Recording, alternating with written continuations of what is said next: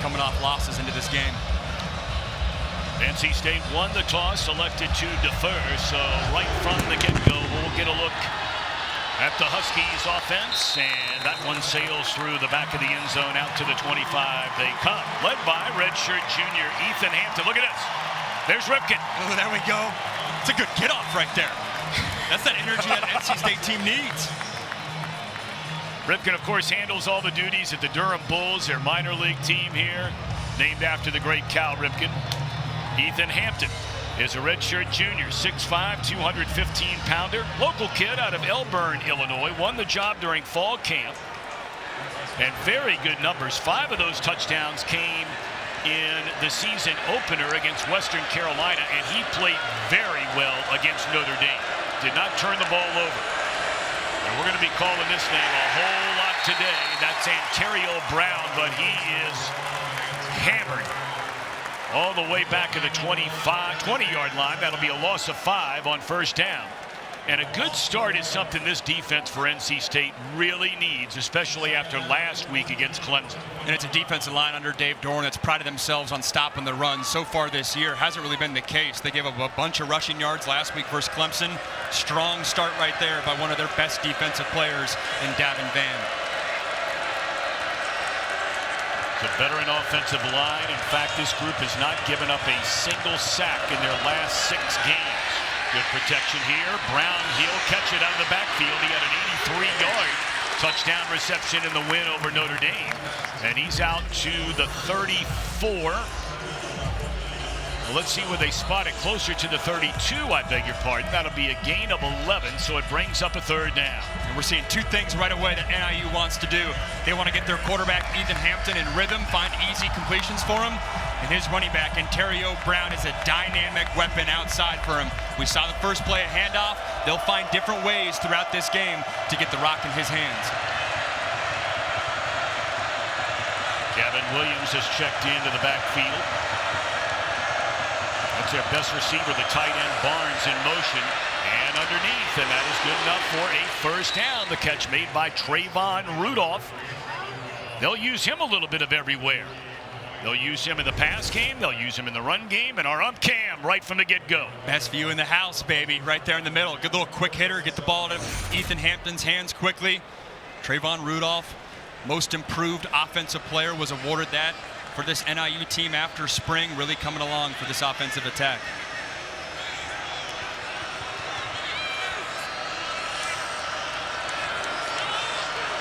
Northern Illinois, one of the few teams you'll see that will run it basically as much as they throw it. Hampton is wrapped up and dropped. That'll be a 2-yard loss. Caden Fordham with a stop. He's that leader of this defense, that Mike linebacker position. Great job by Fordham. Recognize and run. Oh, it's a play action.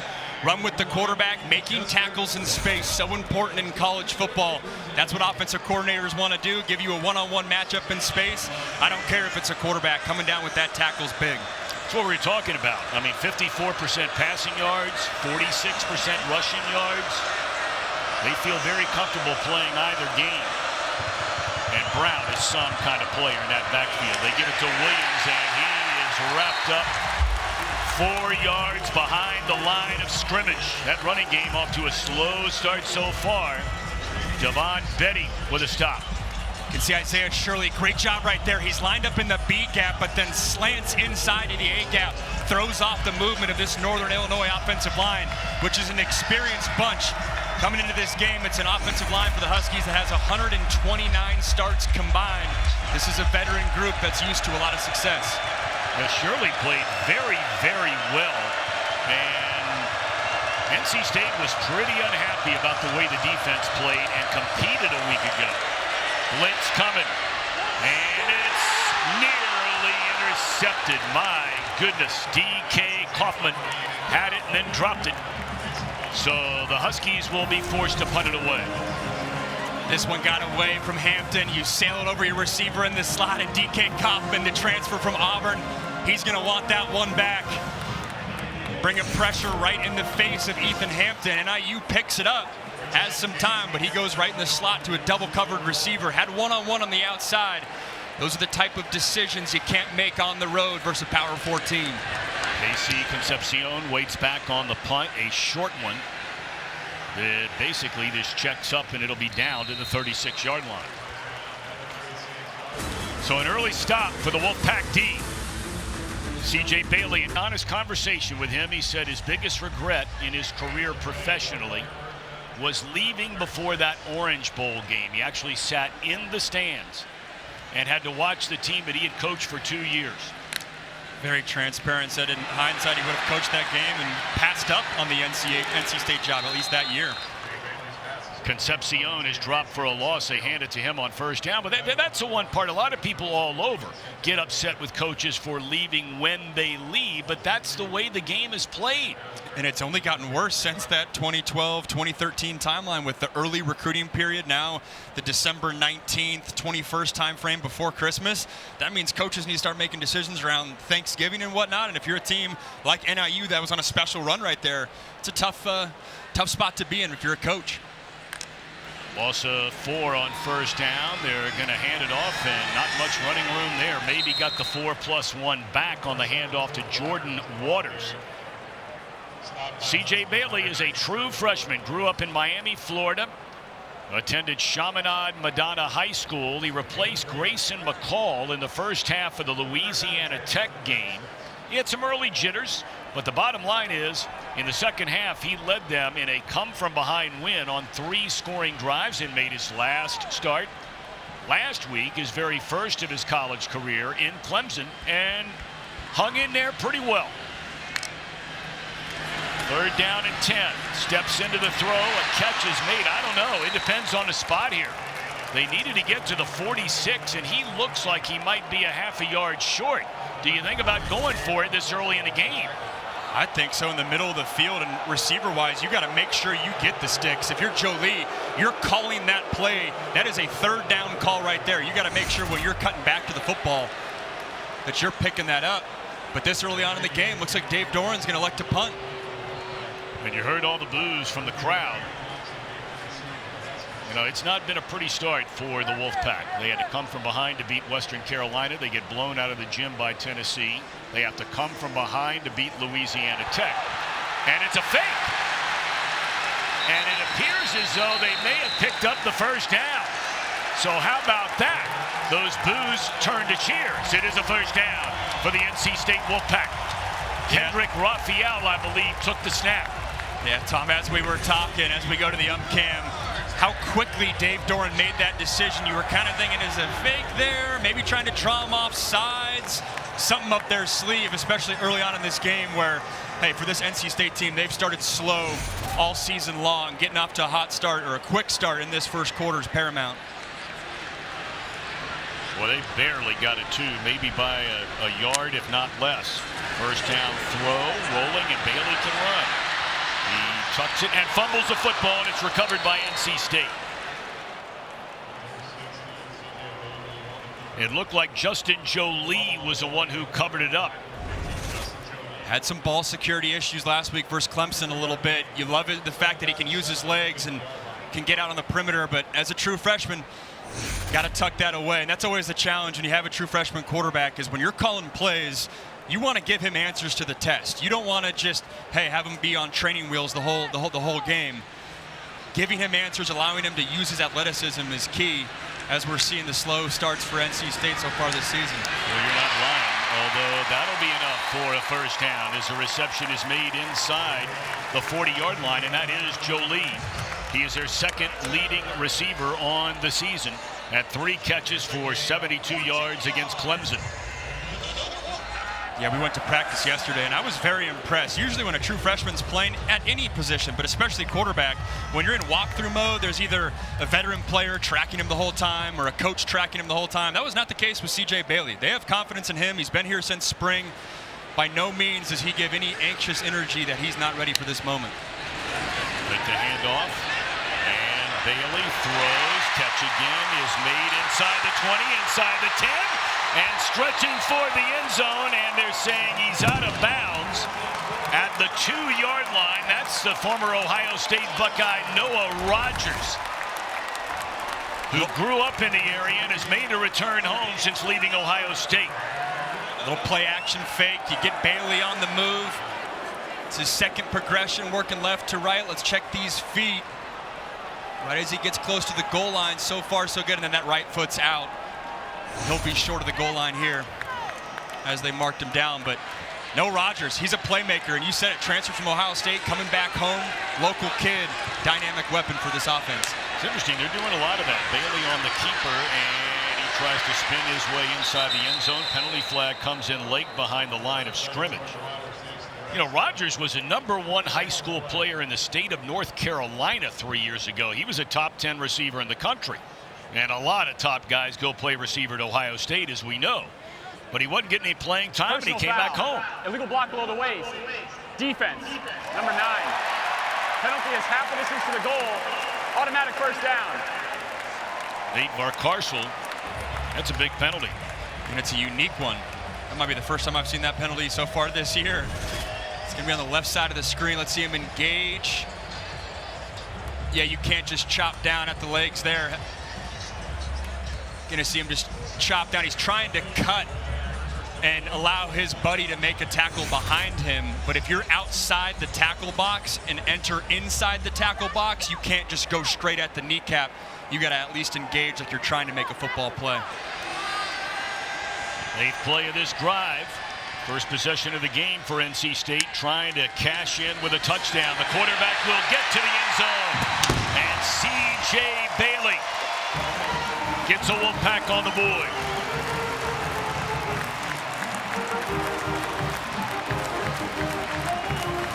Using his legs there. It's an added weapon that he has. You get close to the line of scrimmage, can take advantage. That was the message as this NC State offensive line they're shuffling guys around a little bit, trying to figure out, hey, who's that best 5? Can they come together? Can they be tough?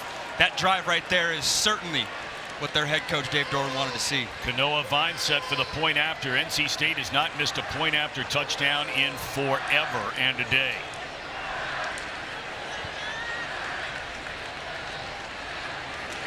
Good snap, good hold, and a good kick.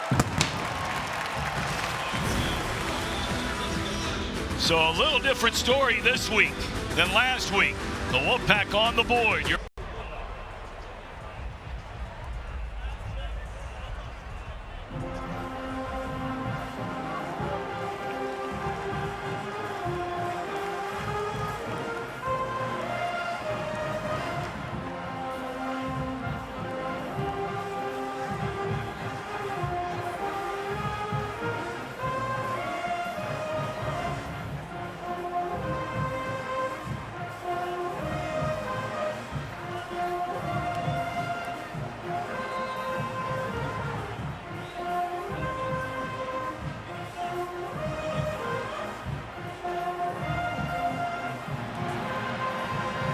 Welcome back to Carter Finley Stadium, and the sky is never falling, the sun is always shining. That is how the Wolfpack coaching staff described their true freshman quarterback in C.J. Bailey. They said he has an infectious energy. We certainly saw that poise last week against Clemson, despite the results in that one. They said he also just doesn't flinch. Pretty good ringing endorsement for a freshman quarterback, guys. Well, you're not kidding, Carla. Thank you very much. Yeah, they went in the portal, got Grayson McCall. That was one of the biggest portal acquisitions, regardless of position, regardless of school. You could tell they had a void there, but to then have a true freshman, and you never know how fast true freshman quarterbacks are going to come along. Good thing he graduated early, C.J. Bailey that is, and this offense is fully functional with him behind center. Once more out to the 25-yard line. Second possession for Ethan Hampton and company. This has been a very solid. Well, we can never, ever, ever, ever not take that shot. Very true. You can't do it.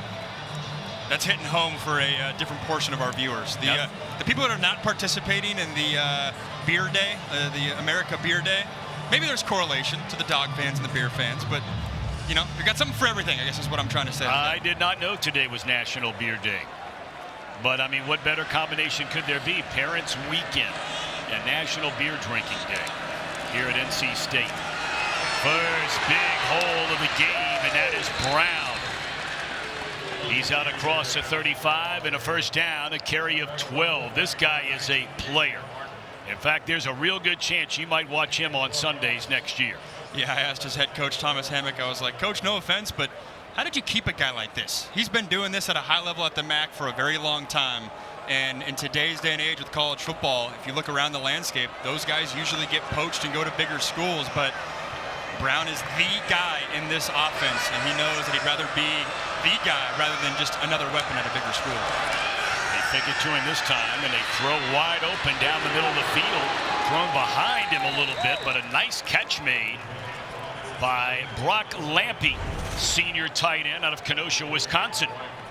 Strong strike by Hampton, too, which I like, right? The third down in the previous possession, it was double coverage, almost interception. To be able to respond the very next possession and have no hesitation and rip it down the field, it's a good sign if you're NIU. Lampe will play tight end. He'll play fullback. We talked about this offensive line. It certainly bears repeating. This group has not allowed a single sack so far this year, and that includes a game against Notre Dame. Good pursuit defensively that time. And the guy who blew the whole thing up initially was KJ Martin. You can see right away this NC State front seven is getting pushed. Martin coming down into the box, and if you're trying to compare, hey, how does this game feel from a starting standpoint to the Notre Dame game? Northern Illinois controlled the line of scrimmage versus the Notre Dame game. Versus NC State today, so far this defensive line is balling out. Already 3 tackles for a loss, all on run plays so far by this Wolfpack defense. Into the hands of Brown, and he breaks it to the outside. He's inside the 30, the 20, the 15, and chucked down at the 12-yard line for Antario Brown. Over 3,000 all-purpose yards from this young man in his career. Look at the vision here, too. It works the front side A-gap and then jump cuts all the way back towards the other side of the field. And there's no one on NC State's defense to set the edge. He out-leverages Aiden White, NC State's corner. And this is an NIU offense that has a wide variety of run schemes. You don't always talk about that in football, but in today's college football, most offenses are very vanilla with their run game. You only bring a few schemes to the park. NIU's got a lot they can get to run game-wise. Right back in the hands of Brown, and he slithers his way inside the 10, down to the 8-yard line. They can get a first down just outside the 1. Yeah, it's worth talking about. Head coach Thomas Hammock, during his time at Wisconsin, as we're seeing Brown stats right there, but during his time at Wisconsin, that was more the Russell Wilson era. A lot of personnel groups, big-time running backs. His offensive coordinator, Wesley Beschner, he spent time with, James Conner at Pitt, and different schemes they can get to, trying to really wrap in all these different run schemes they have. Play fake it, and wide open, down at the 5, and a good tackle made in the open field right there by Brandon C.J. on Applegate, and he has not gotten up. Gain of 5. Little play action fake, and that's just the dirty work if you're a tight end. It's a clean hit. It's a good job by Cisse on the outside, but it's a tough part if you're Applegate. Well, while they're taking a look at Applegate, let's check in back at our studios. Mike.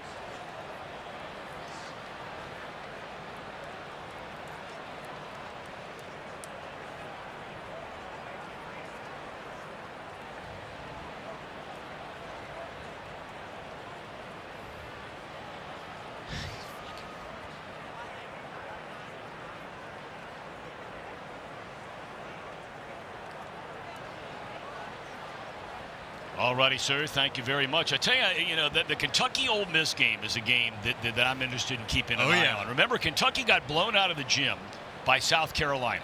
They come back a week later and they lose by a point to Georgia, right? And now all of a sudden, Ole Miss, we saw them 2 weeks ago. They're scoring 60 a game. And almost at the end of the first quarter, it's a 7-3 game. It's the first challenge for Ole Miss this season. We had Ole Miss versus Wake, and they blew them out. It's been a very weak schedule up into this point, but now as Ole Miss gets into conference play, we're going to find out if Ole Miss is national title type of contending team or if they got more questions to answer. It's interesting. Kentucky has won the 3rd most games among all SEC teams over the last 8 years, behind, of course, only Alabama and Georgia. And a little wildcat here. Yep, Brown standing back at the 8, looking for running room, fumbles the ball, and it's recovered in the end zone. It looks like Northern Illinois, which will be a touchdown.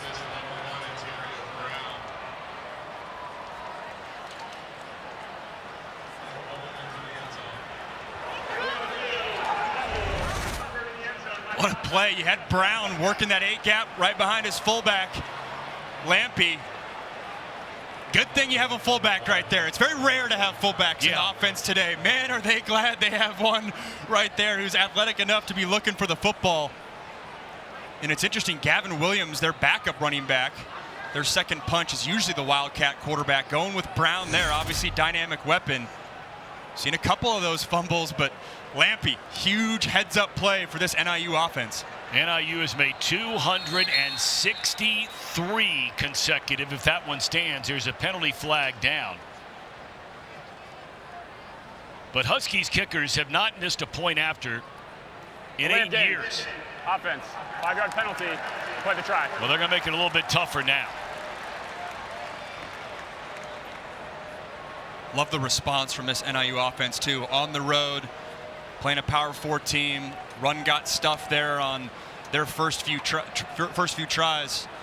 You respond, you have that chunk run, and you're getting your weapons going. Finding ways to get Brown going is key. Point after is good by Whittle. And so a 7-7 game. We figured to have a game here today. And game on. 12 drivers start their race towards winning a championship. That's coming up next only on the CW in the standings. Going into the race today. And I know many in these parts will be dialed into that.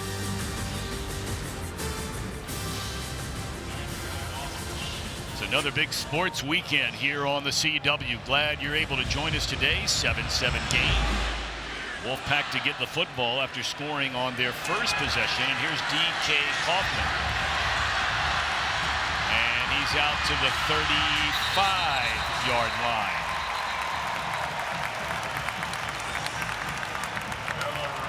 That's Noah Rogers on the return, I beg your pardon. They have double numbers in the college game. So Rogers returning kick. He wears the same number as Kaufman. Advantageous field position for a young quarterback. Thought he had a strong first drive right there. And if you're NC State, got to keep that momentum going. The ability to both run the ball and then the play action off of that really allows your quarterback to settle in. Very impressive numbers on that opening drive by Bailey. Can't do any better than that. And of course, he ran it in to cap it off for a 1-yard touchdown.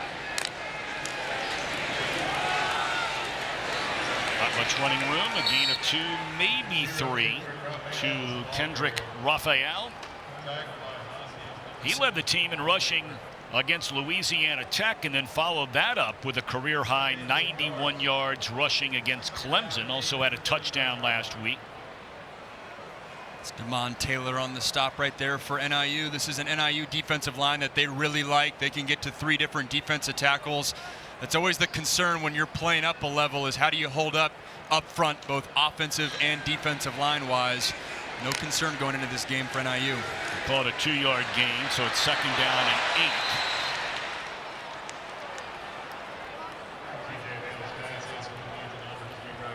That's Raphael out of the backfield, his 3rd reception of the year.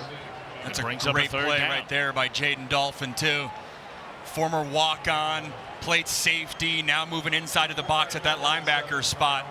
With that mentality at the linebacker spot, you have a receiver trying to block you. He pushes him right into his own buddy. It's a big-time tackle right there. This Northern Illinois defense, we've talked about some of the stats. It's a group that shows out. Yeah, they have been really, really good so far this year. In fact, you look at some of the numbers in their loss to Buffalo, you can't believe they lost the game just based on stats. Bailey going to run it. He needs to get to the 47-yard line, and he got it. That'll be a first down.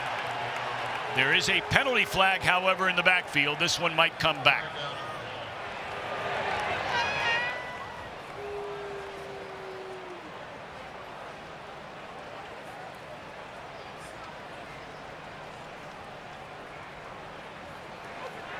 Holding. Offense, number 76. 10-yard penalty. 3rd down.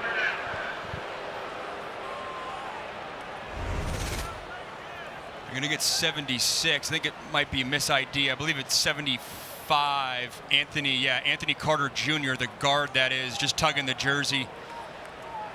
NIU's rusher Devontae O'Malley, I believe it was in there. O'Malley's got 16 career sacks. For a defensive tackle, he can show up on film in the pass rush game. And those penalties hurt NC State a week ago. Timely penalties, costly penalties, and got you behind the sticks. Yeah, there have been a lot of changes on this offensive line because of an ejection a week ago to their longtime starting tackle, Anthony Belton. That's incomplete, and that'll bring up 4th down. Belton was spit on, he claims, by a Clemson player. He did the same thing back to a Clemson player. Coach Doran said, look, this is a great kid. He made a mistake, but you make a mistake, you have to have consequences. So he's not starting the game today, although he will play a lot today. And he was in there, that drive right there. So out the first possession speaks to the confidence and the need they have for him. Carter got called for that holding, but Anthony Belton was back at his left tackle spot where he started all last season as well. Cam Thompson waiting on the punt from Noonkester. He's going to bounce and continues to roll inside the 15-yard line and down at the 12. 16 ticks remain in this opening quarter. After an early stop for NC State defensively, the Wolfpack drove down the field, scored a touchdown on the 1-yard run by Bailey, but then answering right back, the Huskies.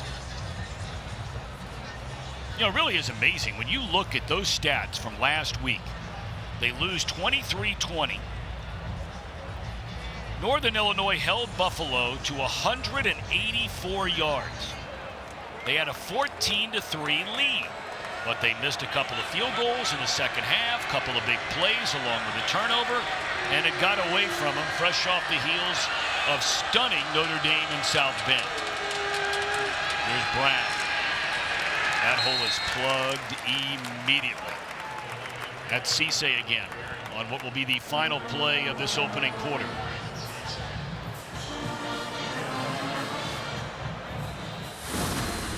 That wants this to be a 4th quarter game. Keep it within 1 possession. Make it a little bit of a grimy game. Control the clock. A little bit more of an old school approach.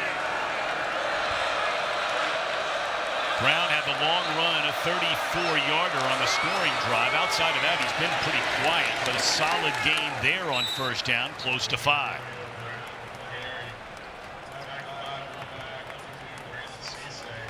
Behind that offensive line, it was funny, Tom, looking at the depth chart of this offensive line, all from the great state of Wisconsin, yes, which I found interesting, and I asked Coach about his recruiting philosophy, and he's basically like, when in Wisconsin you get a lot of multi-sport athletes, and when you have bigger guys that are maybe developed later, they can be more athletic, and it's really been a recipe for success for Thomas Hammock's squad. If you don't go to Wisconsin, if you don't go to Iowa, you can come block for a guy like Ontario Brown and put up a bunch of big numbers. Blitz coming. Hit as he throws. The ball is loose. That is a live ball, and it is a touchdown, and it stands for Corey Coley. But we have to see. And it is ruled a touchdown.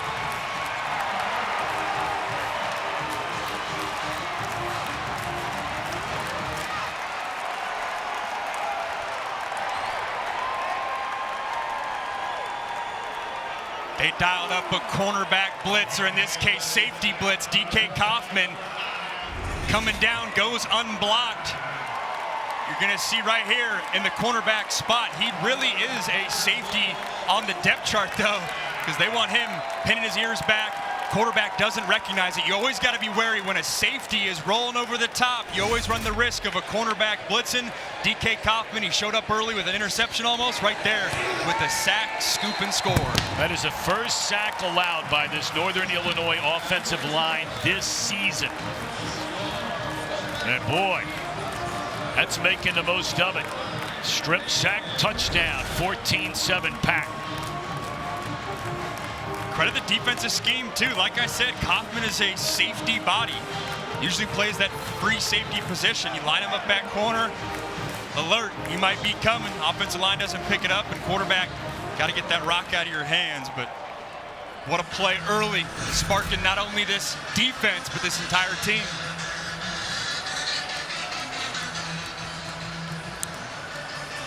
164 pass attempts without giving one up. And this one leads to a touchdown. And that one's not on the offensive line. When they go back to meeting rooms, that's on the quarterback. You got to find a way to get the ball to your hands. Recognize that that blitz is potentially an option. Always got to be wary of your backside or get help from your running back to pick up the blitz.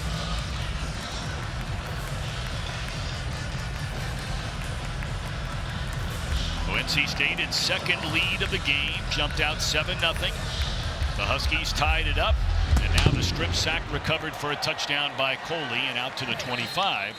Hampton right back out there. You know, as we've talked about, all over the Southeast, the destruction from Hurricane Helene, officials everywhere assessing the damage, flooding, winds. In the meantime, you can help, and let's help each other. That's what it's all about, by making a donation to the American Red Cross and the incredible work they do at redcross.org.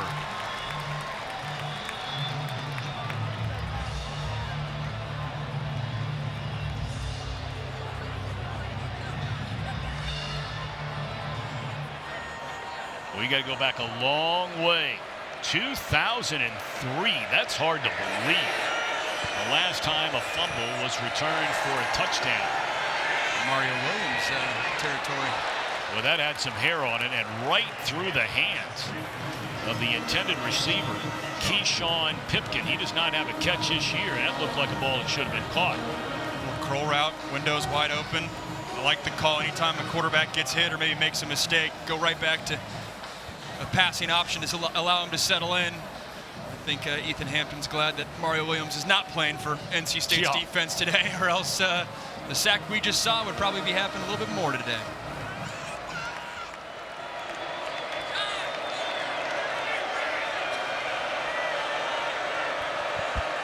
Second down and 10.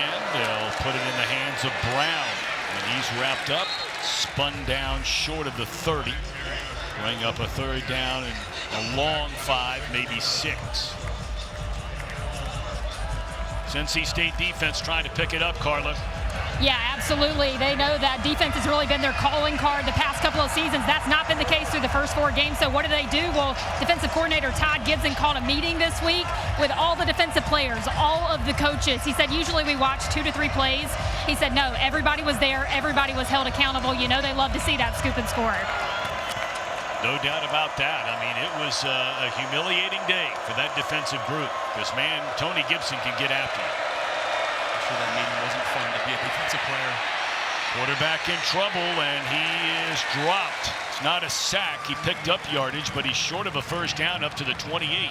So another punt for Northern Illinois, and that defense, by and large, responding here today. Without a doubt.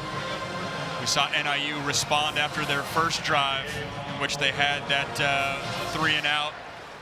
Right now, not able to respond if you're NIU, and credit this NC State defense getting into a rhythm so far today.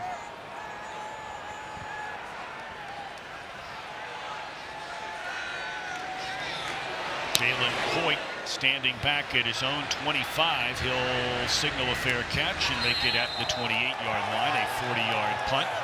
Coit looking for a penalty flag. 14-7, NC State in front.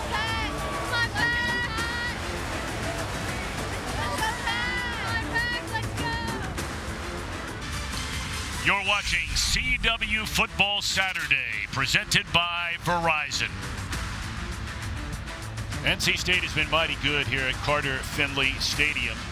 Today, their 16th consecutive sellout. That's the longest in school history. They've won 25 of their last 29 games here.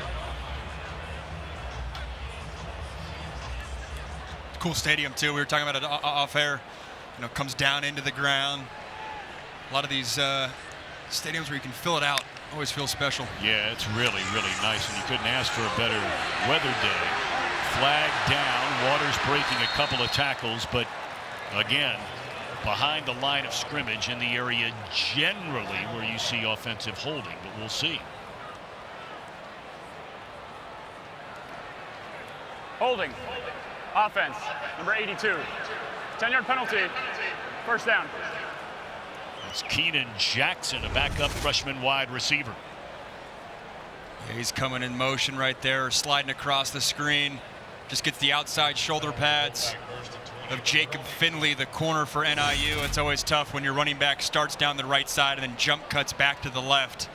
Always got to keep your hands inside if you're a receiver or an offensive lineman to avoid that holding call. We talked about what a big deal these penalties have been for NC State the early part of this season. I mean, they've had a number of big runs called back. In fact, Jordan Waters has had 3 carries of 20 or more rushing yards called back. Bailey avoids a defender, looking down. He'll just tuck it underneath, and he's run out of bounds. Looking for a flag there. It does come in. Wow. A little surprised. It didn't look too bad from up here. Yeah, I got Jelani Williams right there, who's had his hands up for a full 5 After count. the play, personal foul, unnecessary roughness, defense, number 11, 15-yard penalty, automatic first down.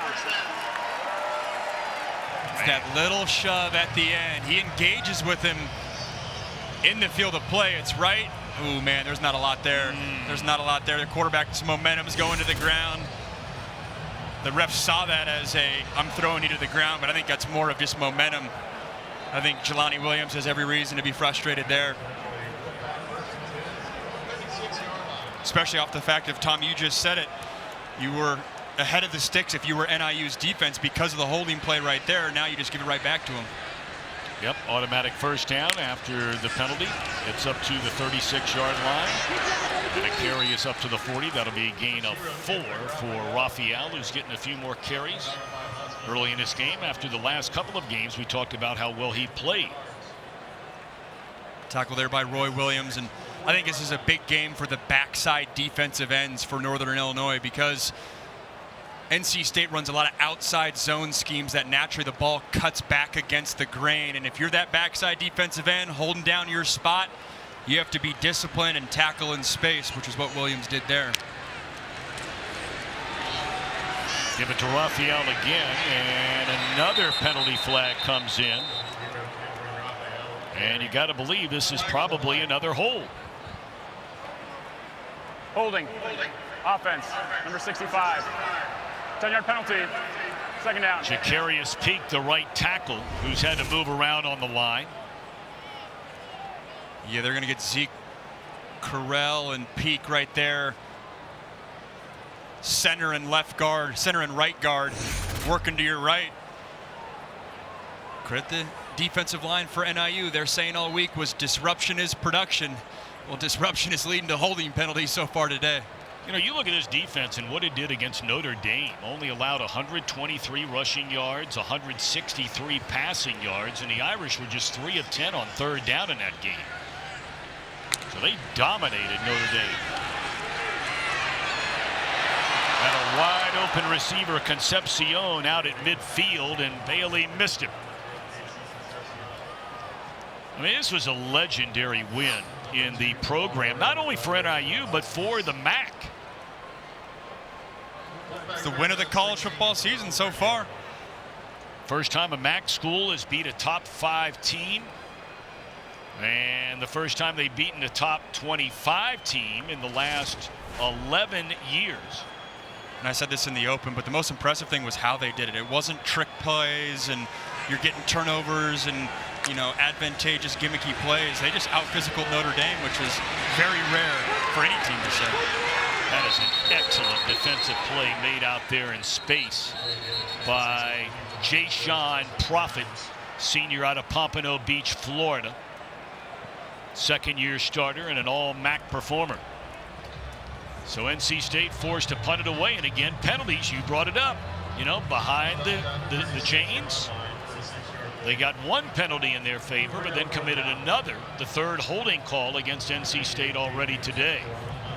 And it's important to note, too, for NIU, you're talking about a team that is very veteran-led. You have a lot of seniors that are coming back on this team, 6 most seniors in FBS. That speaks to their ability to respond and not be scared when they're coming into an environment like this. Noon Kester puts a foot on it, and it's a good punt. Fair catch made by Thompson just outside the 10-yard line.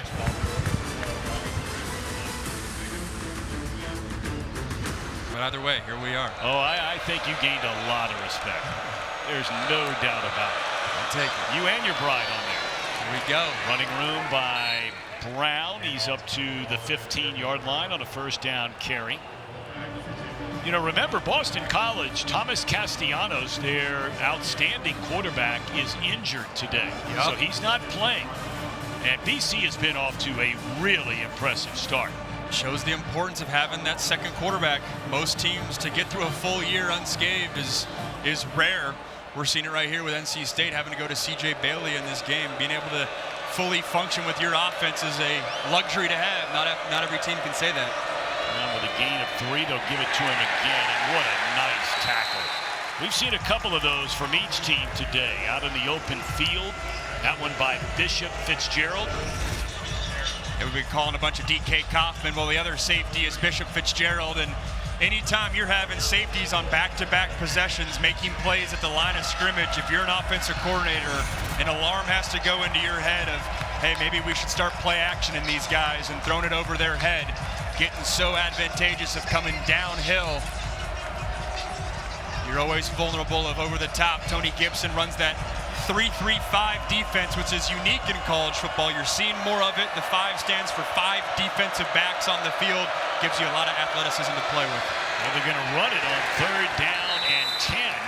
This is Gavin Williams, so just getting a little breathing room before they send the punt team out onto the field. You know, NC State's defense is struggling as it is so far this year.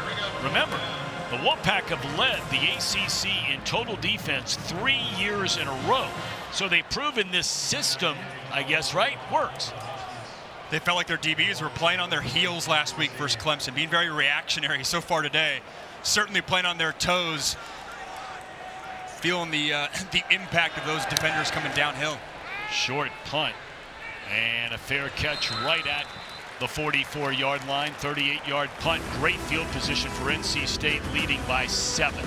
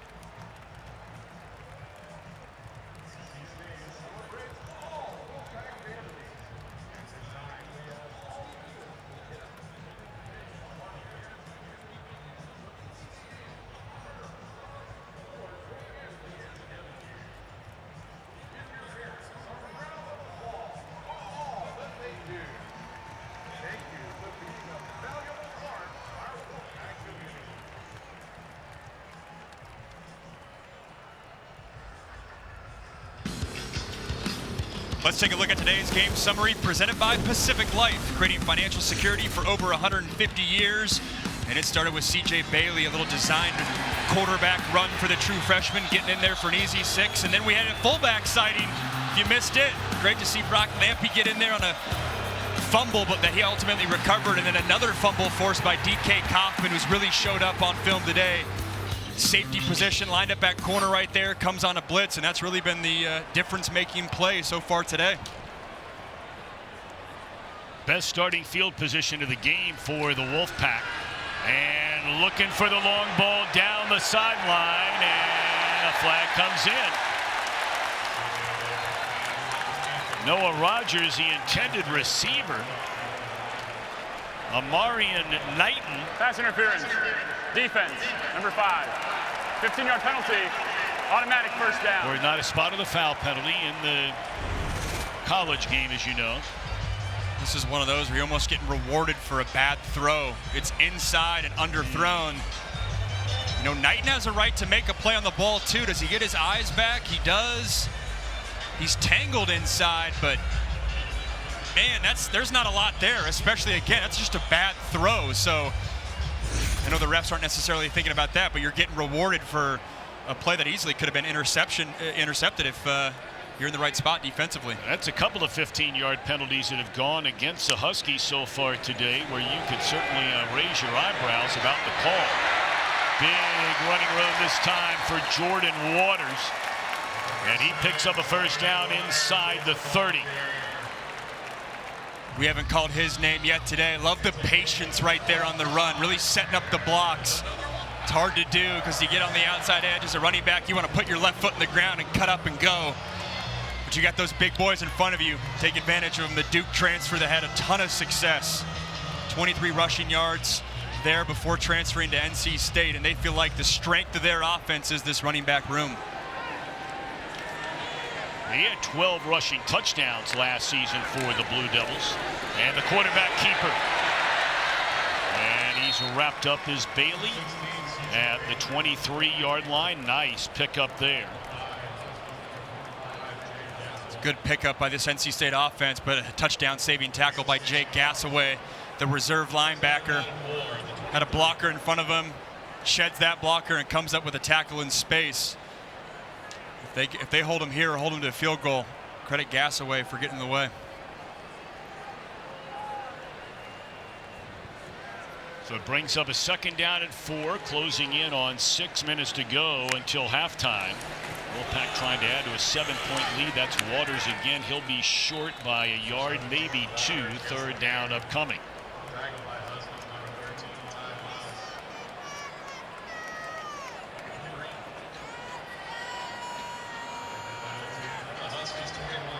Get into this middle portion of the game. Defenses are always talking about the middle 6 minutes or middle 4 minutes. Winning this portion of the game. Again, it hasn't had tons of momentum if you're NC State to go into the locker room at half. Getting points, getting the momentum on your side could go a long way in deciding this game. Hand it off to Waters, and he did not get there. So it's going to bring up a 4th down and a yard. Do you take the points here or do you go for it? Because he didn't get it. I think it ultimately comes down to the confidence you have in your kicker.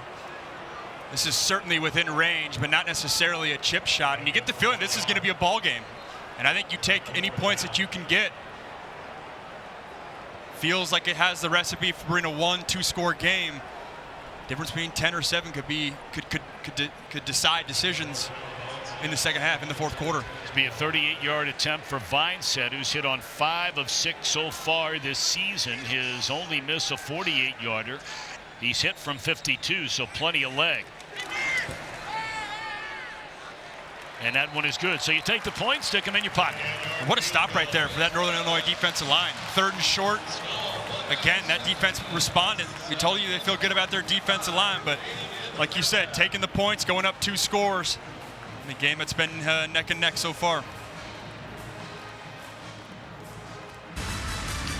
You're watching CW Football Saturday, brought to you by Pacific Life, creating financial security for over 150 years. Sellout crowd on a beautiful Saturday afternoon in the state capital, Raleigh, North Carolina. I found out a piece of information from Freddie Kiger, our statistician today, and if this doesn't make your day, I don't know what will. The state capital, Raleigh, is one of 2 state capitals in America that's named after a person who was beheaded. Hey now. Isn't that pleasant? I thought you were about to ask me some trivia. I was like, what would be the other? So Raleigh, what is the other? We'll give you at home a second to think about that. And you might want to pull out your Bible for the answer to this one. Ooh, there's a little tip. Yeah. That cuts the list of names down. Yeah, I thought you were about to load up for some North Carolina trivia on me. I was like, you got to give me more years in this league to give you an answer there. Great place. CW Sports Saturday back next week. Full day of action. We begin in the ACC. You and I'll be back here for Wake Forest and NC State. Then it's off to Talladega. The NASCAR Xfinity Series playoffs heat up. Cap off the day in Corvallis, Colorado State, Oregon State. It is a CW Sports Saturday starting at noon Eastern. Future Pac-12 matchup right there with Colorado State, Oregon State. Get used to that matchup.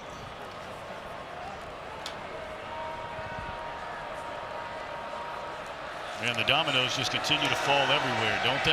Hampton rolling, looking, and he just throws it away. That was covered very nice. Tell you, Kaufman has been all over the field today. He picked up the tight end there. Pressure applied by Potter. They said it would be a linebacker game, and I followed it up with saying, well, Coach, when you have an offense like NIU that's going to throw a lot at you in the run game, feels also like a safety game. DK Kaufman certainly showed up, and on the NIU side of things, really haven't called a single receiver's name today. Outside of just a couple completions here or there, it's been the running backs, which we knew. But ultimately, to get points on the board, they got to find a way to activate this receiver room. Second down and 10 from the 25-yard line. Step throw, that activates the receiver's room. Spun down is Cam Thompson, and that'll move the chains up to the 40.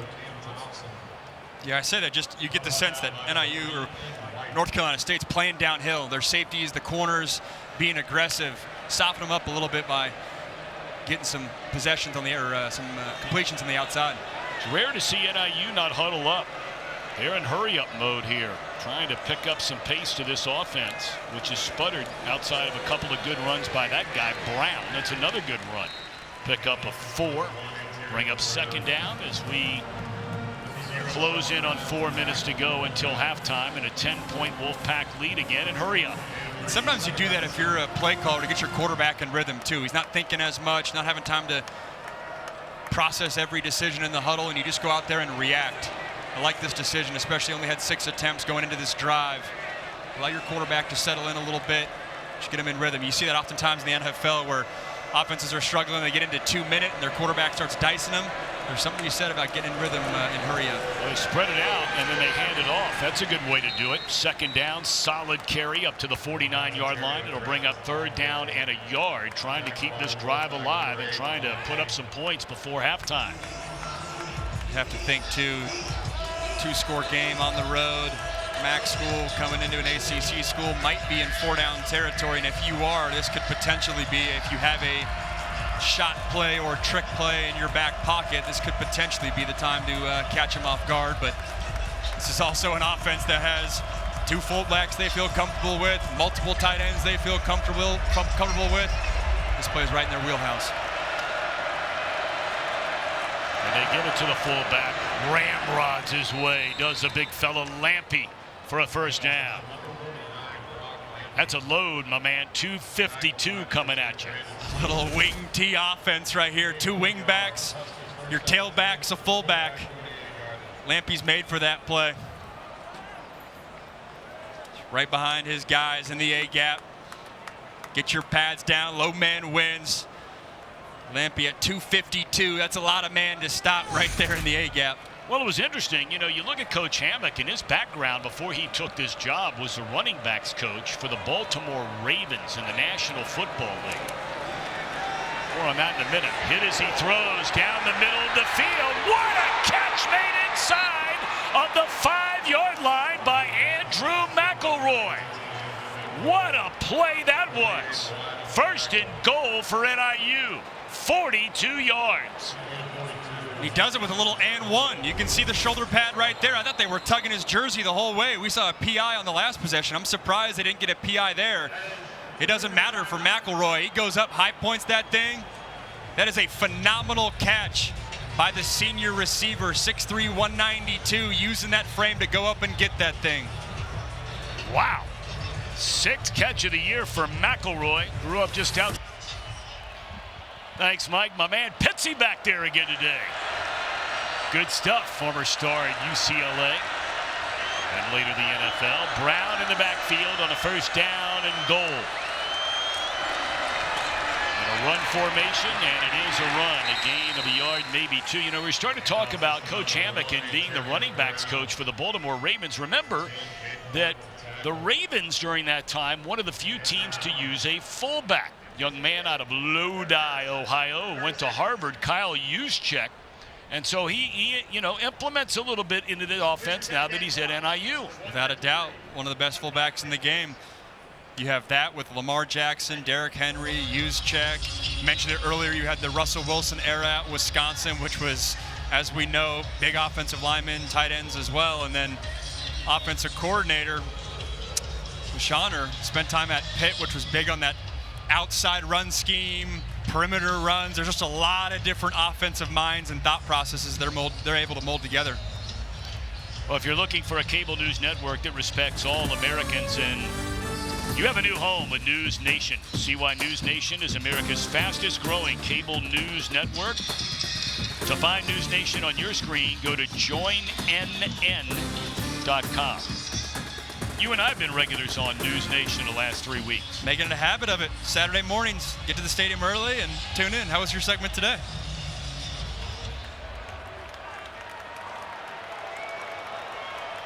Big play on the spectacular catch made by McElroy. They're out of the I formation with a fullback leading the way, but stuffed defensively by NC State. And the first man that was there to really slow it down was Davin Vann. He is a captain, a 3-year starter, and the heart and soul of this defense. Little I formation, trying to get the outside zone run scheme right there, but just too much pursuit from this NC State defense. Leaving NIU in an awkward zone too, right? Your 3rd and goal on the 6-yard line. It's too far away to usually dial up a run play. I'd expect to pass here. Well, how did they get down here? Yeah, this is the chunk run play right here. You're seeing these safeties. They're coming down into the box, and there's going to be one-on-one shots on the outside all day long that you can attack if you want, if you're NIU. I think if NIU ultimately wins this ball game, that's going to be a key to their success. Can they win on the outside lanes as North Carolina State continues to pack the box? Well, State has spent back-to-back timeouts, so Wolfpack would like to get the ball back before halftime. 1:49 to go, and this is the 9th play of the drive. It's a 3rd down and goal from outside the 5-yard line. With no Antonio Brown on the field. They're going to throw it. And that is a touchdown. Catch is made in the end zone by Cam Thompson. And Northern Illinois breaks out the passing game for this drive, and a point after away from making it a 3-point game. 6-yard scoring strike from Hampton. We said it, 3rd and goal in the 6, awkward territory, but you dial up a dig route. Safety bites on his buddy, cutting out towards the front pylon, and the outside receiver sneaks up right behind him. It's a great concept, great execution, and a phenomenal drive topped off by Cam Thompson getting in for 6. Woodall with a point after, and it is good. Huskies needed that one after falling behind by 10. It's a solid drive. And you said they had to get something going in the pass game, and they did from the very first play of the drive. No doubt, as we check the all 22 of that play, they're going to dial up a little out concept and a dig behind it. You're going to see this safety bite on this out route, and it allows Thompson to sneak right behind him. It's a great design, miscommunication by this NC State secondary. But the passing attack for NIU and Ethan Hampton came alive. Been impressed with their offense's ability to respond and just stay the course. That's the biggest thing. That's what you get with a more veteran team. You're not going to have the momentum up and downs. This is a battle-tested unit that's in this for the fight, 4-quarter fight. All right, so you have 1:45 to go until halftime. Kaufman is standing back waiting on the kick.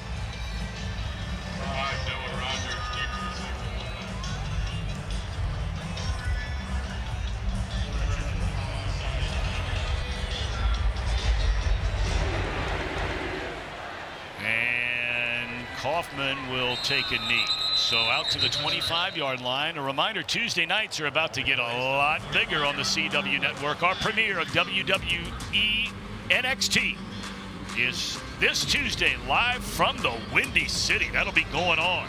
WWE legend making a special appearance, CM Punk. The CW premiere of NXT Tuesday, 8 Eastern, 7 Central, only on the CW. We're excited about that. And we got a lot going on. Live golf, college football. Coast to coast, too. Yep, NASCAR, and now NXT, WWE. All right, so let's see what happens here. First down, Bailey that's a design run all the way. And a good pickup. Enough for a first down out across the 35-yard line. Clock continues to run. They have one timeout left. Feels similar to what we said last possession with NIU using hurry up to get their passing attack in rhythm. Same applies here with North Carolina State and their young quarterback. Good protection for Bailey. Nice throw and a nice catch made out of the backfield by Raphael, and that'll move the sticks again up close to midfield. They'll spot him. His knee went down at the 46-yard line. So back-to-back 11-yard gains, run and pass. And another nice gain as Rogers is run out of bounds in the Husky territory at the 48-yard line to stop the clock at 1:09 left. It's great recognition right there by C.J. Bailey. They're bringing pressure. Throw into the pressure on quick hitters, get the ball to your hands, and allow your receivers to do something with it afterwards. Minute 9 left in the half. This is where clock management becomes a thing. Only one timeout for NC State, 3 timeouts for Northern Illinois. Thomas Hammock will have to decide how to use them if they get a stop right here. 4-man rush, big pressure, and Bailey able to step out of it and just throws it away. That would have been a big loss. Pierce Opong on the pressure.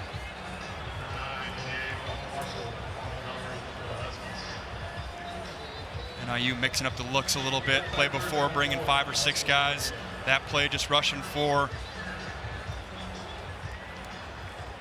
Always keep an eye out for Nave Sanders, their pass rushing specialist. Had 3 sacks last week, number 28. Getting his ears back. 0 for 4 on 3rd down. We said that would be a stat to keep an eye on. It is every week, but especially in this game, and that's a drop on 3rd down. So now you got to punt it. I mean, there's no way with 59 seconds left you're going to go for it here, right? No chance. Pin him back, trust your defense. Little screen play they're trying to dial up. Jelani Williams, though, even if this ball's caught, 11 Williams, he's right there for the tackle. That would have been short regardless. Defensive end rolling under. It's good recognition by the NIU defense. And you said it, opportunity right here for the offense to potentially get points if you're NIU. And Northern Illinois has all 3 timeouts remaining. End over end punt. Will drop inside the 5-yard line. Beautifully done by Noonkester. He may have been able to get another bounce in there, pin him even closer. But yeah, 50 seconds, you got 3 timeouts. You obviously need to play hurry up and have a beat to your step, but you don't need to rush. All right, but let me ask you, you're going to do it at your 5-yard line? I think it totally depends on how this can you get the first completion? That's always the mindset. Oftentimes right here, maybe a rollout right. If that guy in the flat's open, take it, try to get yourself some rhythm and some breathing room. If you don't, and you're backed up at all, then they might go into the second half. What Bobby Bowden used to say, buckle up, men. Somebody's about to score here. They had that ball inside the 5 or the 10-yard line. We saw it in the first quarter with the corner cat sack fumble. And speaking of Florida State, that's going to be an interesting game to watch. They're just going to run it.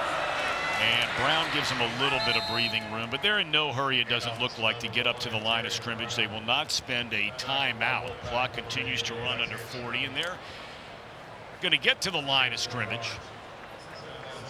This is a team's identity that wants to run the rock and keep it close and just give yourself a chance in the fourth quarter. That's their identity. Brown looking for some running room, and he has a first down out across the 15-yard line. They'll spot the ball and then start the clock back. Going to check in with Carla Gebhardt here in just a second. Short kick as NC State gets the ball. Fielded at the 20 and tackled at the... No, not tackled at all. Hold on a minute. Then he lost his footing naturally. You bring a couple of tackles and you just fall down. All right, let's send it downstairs to Carla. You had a chance to visit with Coach Hammock. Yeah, I did, guys. And he said, listen, we are very optimistic about having the possibility of winning this game. We're right where we want to be. We're a physical football team, he said, and we are not afraid of NC State. He said, had it not been for penalties and turnovers, we might actually be winning this game.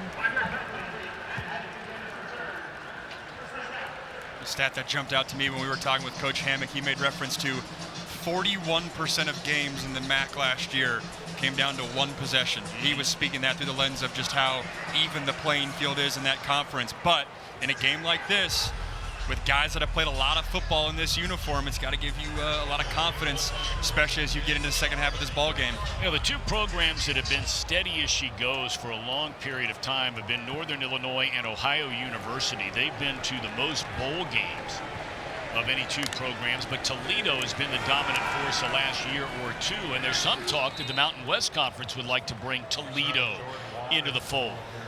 Conference realignment, there's always talk, always people shaking around.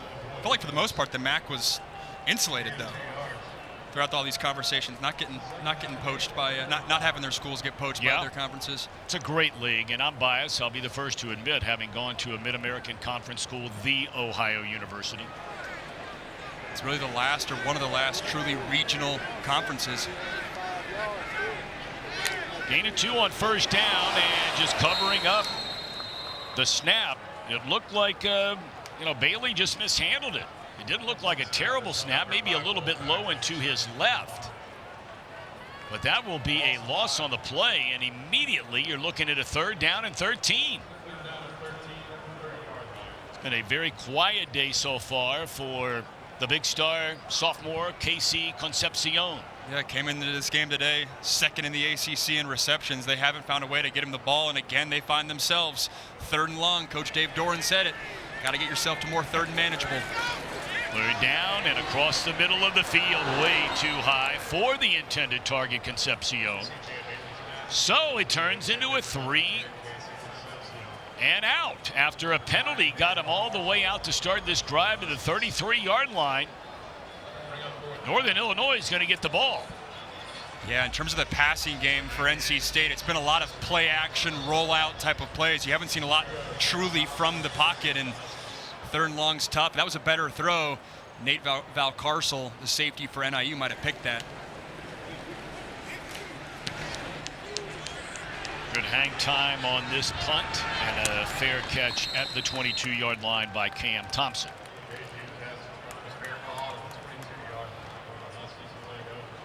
See the numbers offensively. You know, the one big run, 34 yards by Ontario Brown. Otherwise, the NC State defense has done a nice job on him. Solid numbers there in 10 attempts, 7 completions and a touchdown.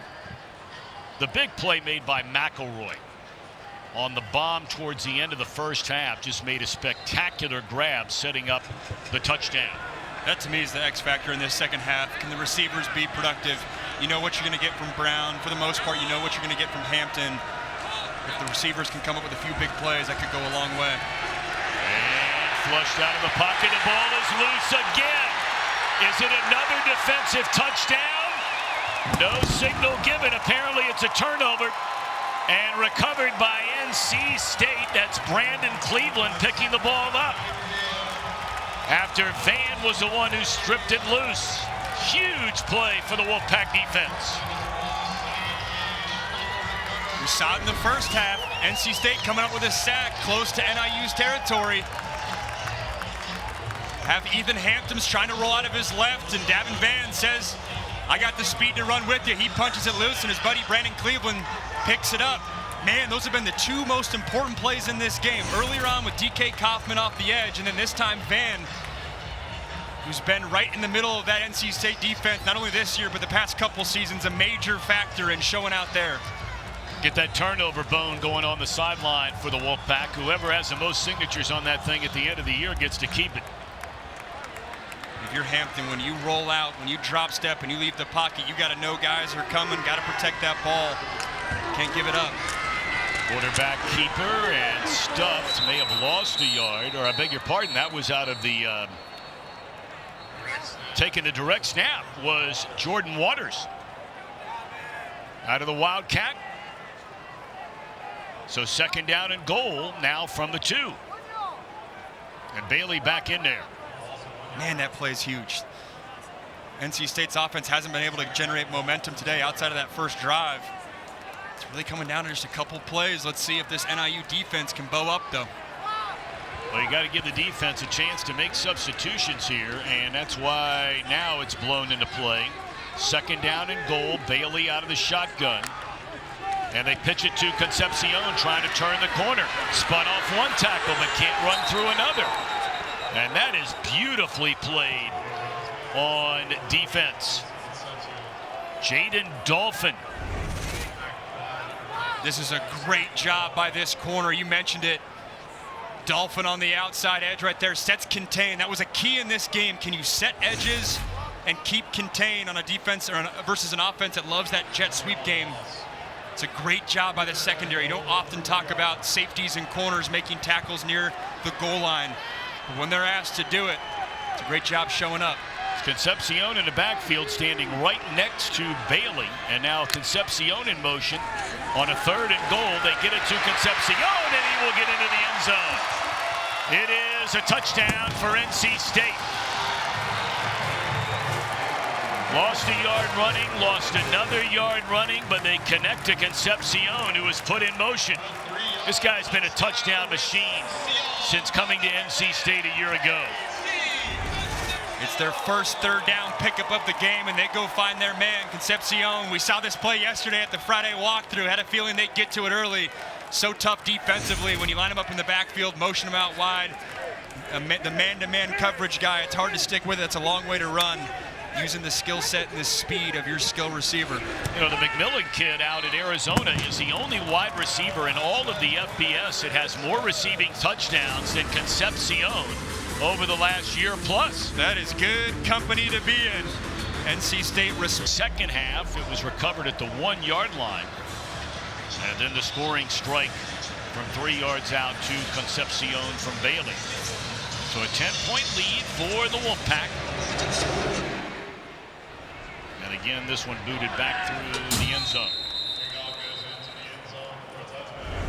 As we look at the all-22 of this play, first off, unique formation, 2 guys in the backfield right there. Such a tough spot for safety Javon Bird, as he's got to track Concepcion right to the front pylon. Just a lot of bodies to maneuver, as it's just really a foot race to the front pylon, man-to-man coverage. Putting the safety in a tough spot. Not a lot you can do right there if you're Bird, and credit this NC State offense for getting their playmaker the rock.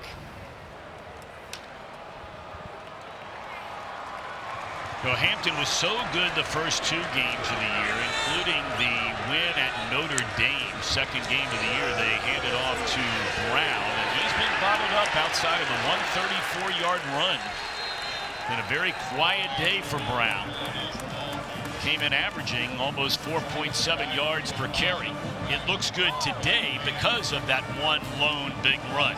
Yeah, and this offense is not built to really come from behind, or really when you have mistakes offensively, this is not an overly explosive offense that can really make up for that. They pride themselves on running the rock and having the defense make mistakes that they take advantage of, whether it's not fitting in their run lanes and things like that. Those 2 sack fumbles, man, it's been the key of the game so far. And again, a reminder, this is an offensive line that had not allowed a sack in the last 6 games, including the first 3 of this season. And Brown, good running room here. I think he was surprised how big that hole was. Not a defender in sight, and that's good enough for a first down up to the 36. Again, look at the vision, working towards his right, and that safety just can't fit. That was the problem last week versus Clemson, too. You saw Cade Klubnik go on a 50-yard home run versus NC State defense last week. That's been the message all week in practice, especially against a running attack like this. It's not just the defensive line, it's not just the linebackers, but the safeties have to fill in their right lane to come up with tackles.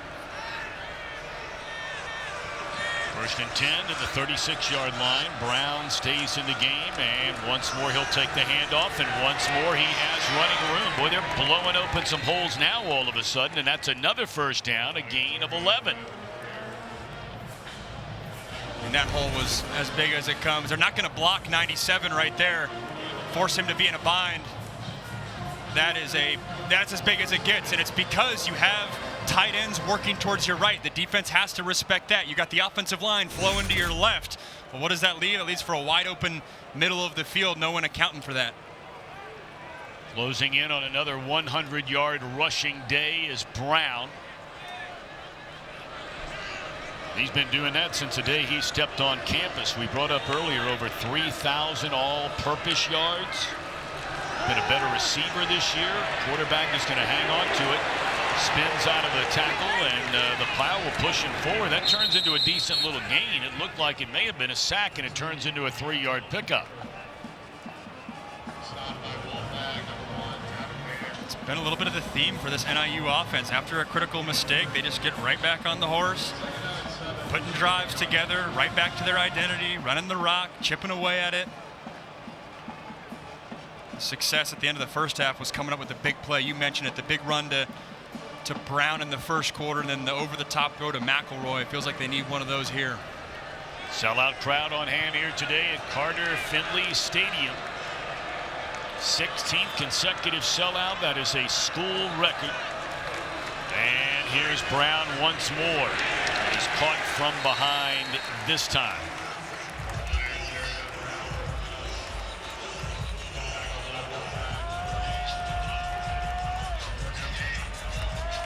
Told you how well they have played here. 25 of their last 29. You see what they've done in ACC home games. Very impressive. It was cool being at Media Day back in August, and you asked toughest places to play. You get a lot of Clemsons out there, but NC State, had some players mention them. It's be a 3rd down and 7. They need to get to the 43-yard line. Here comes the blitz in as he throws, and it's incomplete. Blanket coverage by Cooley.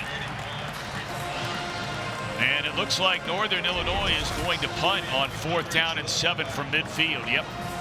It's great coverage by Cooley and pressure right in his face by Sean Brown.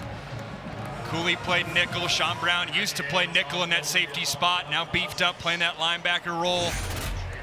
It's great team defense. You get home with the pressure and you're strong and tight on the back end right in the receiver's hip. So the drive stalls at midfield. Coit stands back inside his own 10. He'll come up, very short punt, but he lets it bounce. Bad decision there by Coit. He could have fair caught that ball about the 15-yard line, lets it bounce, and it's inside the 5. 24-4 versus NIU, and the story so far has been the sack fumbles. First up, DK Kaufman in the first half, coming at the safety position, and then Ethan Hampton, not enough ball security there, and Davin Van takes advantage. And then right after that, NC State wastes no time getting the ball in the hands of their playmaker, Kevin Concepcion. When you win the turnover margin at NC State, you win the ball game. That holds true for every level of football. Winning the turnover margin so far today, up 2-0. 2 huge plays because the offense has only put together 125 yards before that carry by Raphael out across the 10. Good pickup on 1st down. This is a big drive for this NC State offense too. Can you separate in this game, or do you let NIU keep hanging around, Right now you're up 10 points. 17 puts the whole mindset of this game in a different category.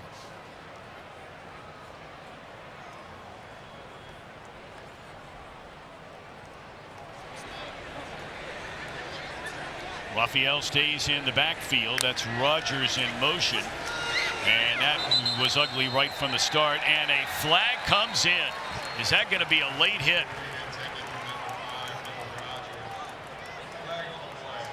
Boy, NC State has been bailed out 3 times in this game. Personal foul. Roughing the passer. Defense, number 97. 15-yard penalty, automatic first down. They're going to get Roy Williams, and honestly, it's flirting there a little bit with what you're always concerned about with targeting the crown of the helmet. He drops that head, puts it right into the head or neck area of the quarterback. That's going to get called every single time. If he keeps his head up, that might not get called. He might not get bailed out, like you said.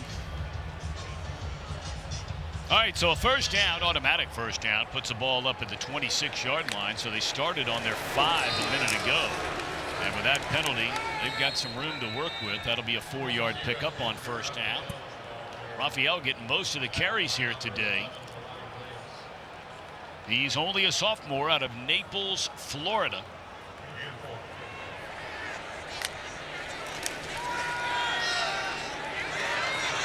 Bailey's going to be slung down to the ground.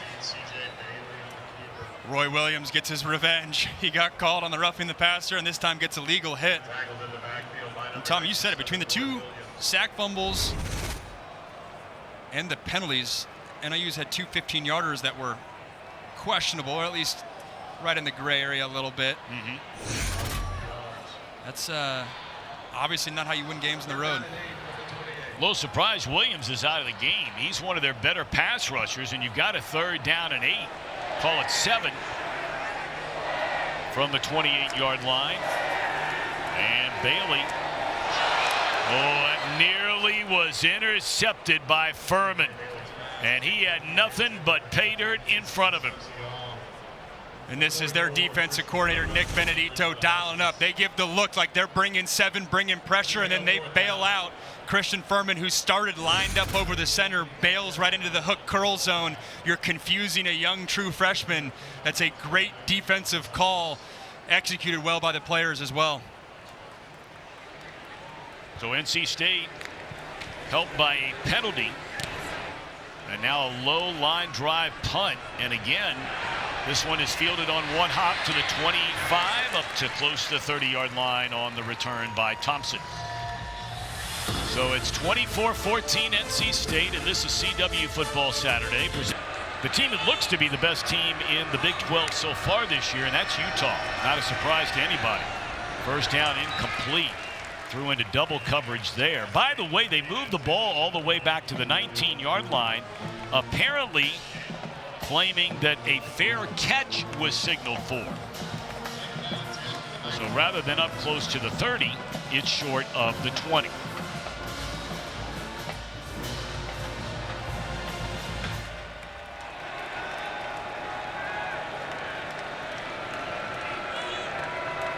Ten-point game, NC State in front.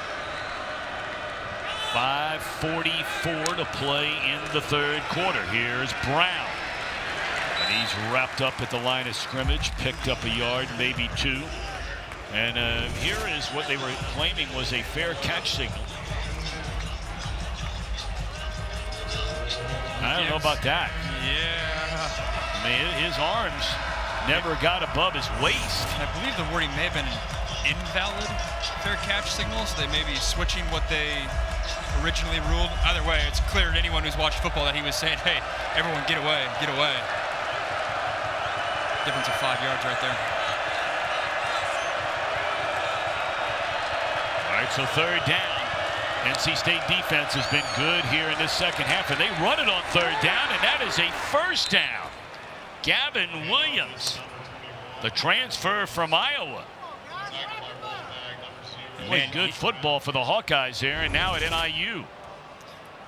Little outside zone run fake, cuts up, and man, if he could stay on balance, he gets through that second level.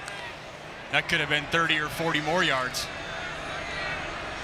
Interesting call there on 3rd and what was 7 or 8. Usually you see that being passed. Speaks to the identity of this NIU offense. Williams stays in the game and gets it on first down. He picks up a couple of yards.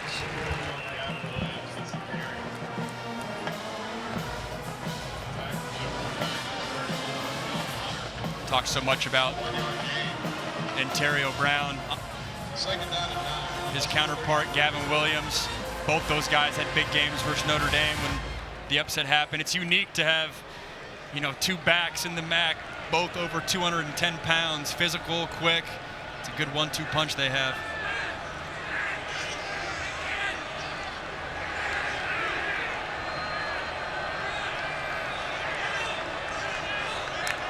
Second down and 9. They stay on the ground as Brown checks back into the game. Gets a couple of yards. It'll bring up another third down. It's similar to the down and distance that we saw a moment ago when they ran it and converted on the third down play. We'll see this time. We've seen it a couple times this possession where they'll do what they call trade. They'll trade their tight end, start on one side and then flip to the other side. And when that happens, you can see Caden Foreman, the middle linebacker for NC State, have to communicate a bunch and signal to all his guys. Not insignificant now having the helmet communication that you can utilize to talk to your guys, but there's a lot of communication when you're facing this NIU rushing attack defensively, just adjusting to the moving pieces they can get to. That's a redshirt freshman, Isaiah Shirley. He grew up just down the road in Boone, North Carolina, where they had all of the terrible flooding that was going on there outside of Asheville, in and around. They had to move the Appalachian State game. Appalachian State plays in Boone, North Carolina. But this guy, you know, we talked about how Tony Gibson, the defensive coordinator, said, look, there are a lot of guys whose jobs are on the line during this past week at practice. And he said one guy that's going to get more playing time based on the way he competed against Clemson was Shirley. Yeah. It was, Carlos said it in the first half, but they watched film as an entire unit on Monday morning following the Clemson loss, which is very unique. Usually defenses go into their separate position groups. But it was a message of, hey, it's not just one guy that needs to figure it out, not just one position group that needs to figure it out, but all three levels of a defense who historically, under Coach Doran's, played at a really high level. Well, hopefully he's going to be all right. He's able to walk off the field under his own power, although with a slight limp.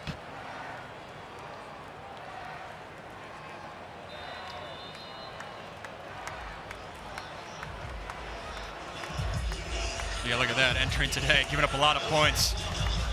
Yards is a totally different story. Not shown on that graphic is obviously the two takeaways that we've talked about, but to keep this offense under 200 yards, it was gut check time for this NC State defense, and they've responded so far this week. Yeah, basically the defense has scored 2 touchdowns in this game. You know, one was picked up, scooped up for a touchdown. Here's the third down. And hit as he threw was Horton, and there is a penalty flag down. He was looking for his big tight end, Grayson Barnes. And this time it might be the Huskies who are bailed out by the penalty. Pass interference. Defense, number 7. Ball be placed at the spot of the foul. Automatic first down. Yeah, they're going to get Bishop Fitzgerald, safety spot lined up over the tight end. Grayson Barnes, who really plays that receiver tight end hybrid for this NIU offense, actually leads the team in receptions. And in the PI calls we've seen today, not on that angle, but the angle before, his left arms tugged around Barnes' chest. I think that was a good call, especially in the context of some of the PIs we've seen today. Crowd didn't like it. They didn't see the same angle you referred to there, Max. They just saw the one that you just most recently saw and thought there was nothing there. So a first down, fake the handoff and looking for the big one again. And this ball is, oh my, nearly a great catch by Thompson. He had the defender beat. Better thrown ball, and that's a touchdown. That ball just kind of hung up there. Usually you like when quarterbacks put air on the ball because it allows the receiver to adjust, but Thompson just can't keep his footing. It's probably a little far too outside for him. As a receiver, you'd like that one back, and as a quarterback, especially with a shot like that, you have so much grass ahead of you and towards the inside. Much easier for a receiver to adjust to a ball working inside rather than having to work against his momentum. That is a missed opportunity on a rare shot play by this NIU offense.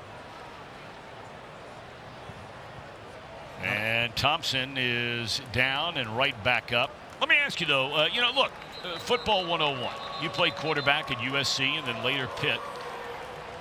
Is a play like that designed for the receiver to look for the ball over his right shoulder, to the outside in this case, or to the inside, his left shoulder?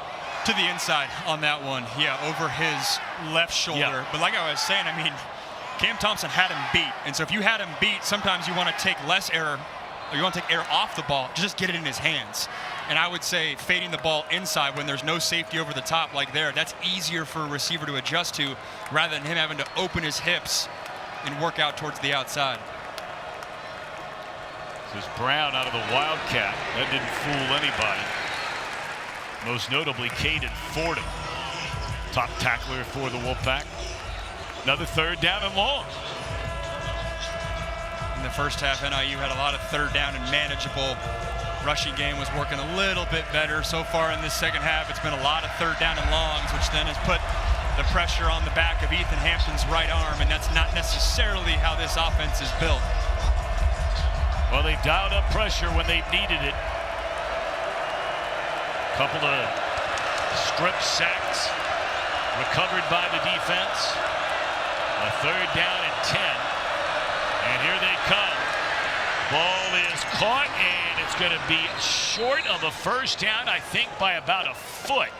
He needed to get to the 48-yard line, and it looks like the far side official is marking it just outside the 48. Are they calling it a first down? It doesn't look like it would be one from here. Fourth down, you got to go, right? Got to go at 10? This point in the game, yeah. Good job by Ethan Hampton, hanging in the pocket, gets hit again. Oh, wow, it's under his armpit, too. That's a difficult throw to make. That's a tough quarterback play. Credit Hampton for giving his guy a chance to make a play. But again, if you're going to run that route, got to get the sticks. If you're going to catch it, got to be able to pick up the first. Well, you got the big fullback in there, Lampy again, and once more he has a first down. Demopoulos, by the way, was the one who hung on to that football, nearly coming away with the first down. So they'll move the chains as we are under a minute 5 to go in this third quarter, and a 10-point North Carolina State lead. Just like we were used to the Philadelphia Eagles, just doing the tush-push with Jalen Hurts, man. Yeah. When you're playing NIU, get ready for that fullback dive. But also, especially as we get later into this game, if there's a wrinkle off of that play or a play action off that play, we've seen it 3 or 4 times today already. A fullback dive, that is. Well, it's the 10th play of the drive. They haven't gone all that far. Here's a big run. And over 100 yards today, up over 115 yards today is now Antario Brown.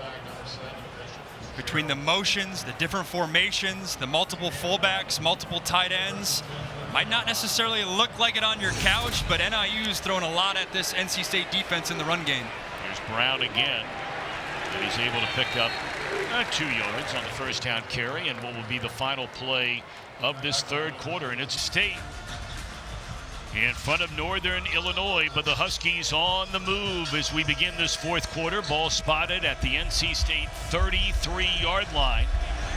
It's been the NC State defense today. Couple of sacks, couple of fumbles, one recovered for a touchdown, the other led to a touchdown. And coming back one way, that thing blew up right from the beginning.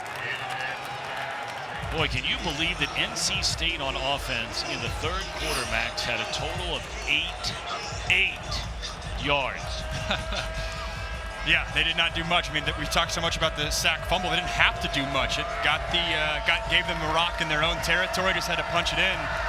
And then Northern Illinois, right now, this is about to be their 13th play of this drive, so playing a little bit of keep away. And on that last play, it's not going to show up in the stat sheet, but credit Rente Hinton, the corner in the boundary, sniffing out that screen pass. If he wasn't there, that could have got in for a touchdown. It's another big third down. They've been able to convert once on a penalty, twice on passes, and nearly a one-handed spectacular catch by McElroy. But there is a penalty flag on the near sideline right in front of the NC State bench. Illegal motion, offense, number 81. That penalty is declined. Fourth down.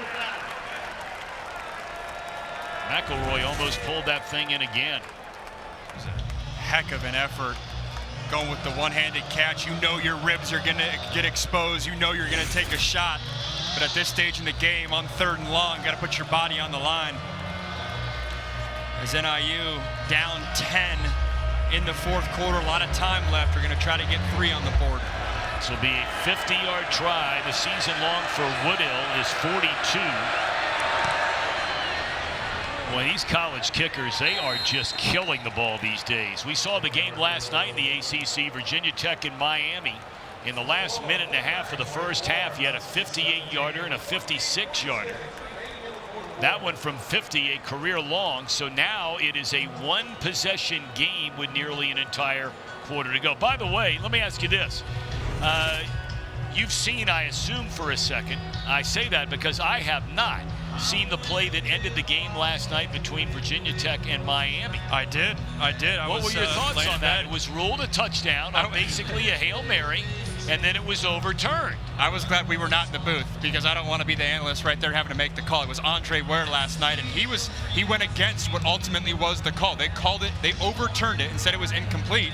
I was kind of on Andre Ware's side of, I don't know if there was indisputable video evidence to overturn that, which is tough. And I also think the rule can be interpreted differently. You have to have complete control.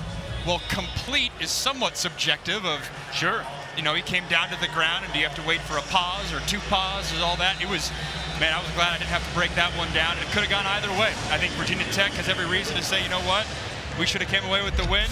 And I think Miami says, no, it wasn't a catch. You didn't come down with it and secure it fully. So a true 50-50 call. All right, so NC State, we'll see if the Wolfpack can do anything on offense, and they need to do something right now. Coming up next, the NASCAR Xfinity Series playoffs begin in Kansas. Top 12 drivers start the race towards winning a title. NASCAR Xfinity Series playoff racing coming up next only on the CW. Many of you quite familiar with how the standings shake out going into our race later today here on CW Sports. Well, look at this formation. Haven't seen this in a while. And IU not fully lined up. And they pitch it to Concepcion. And he's able to get out across the 30 up to the 32-yard line. It's a pretty nice pickup on first down. That's almost as many yards as they've had this entire second half.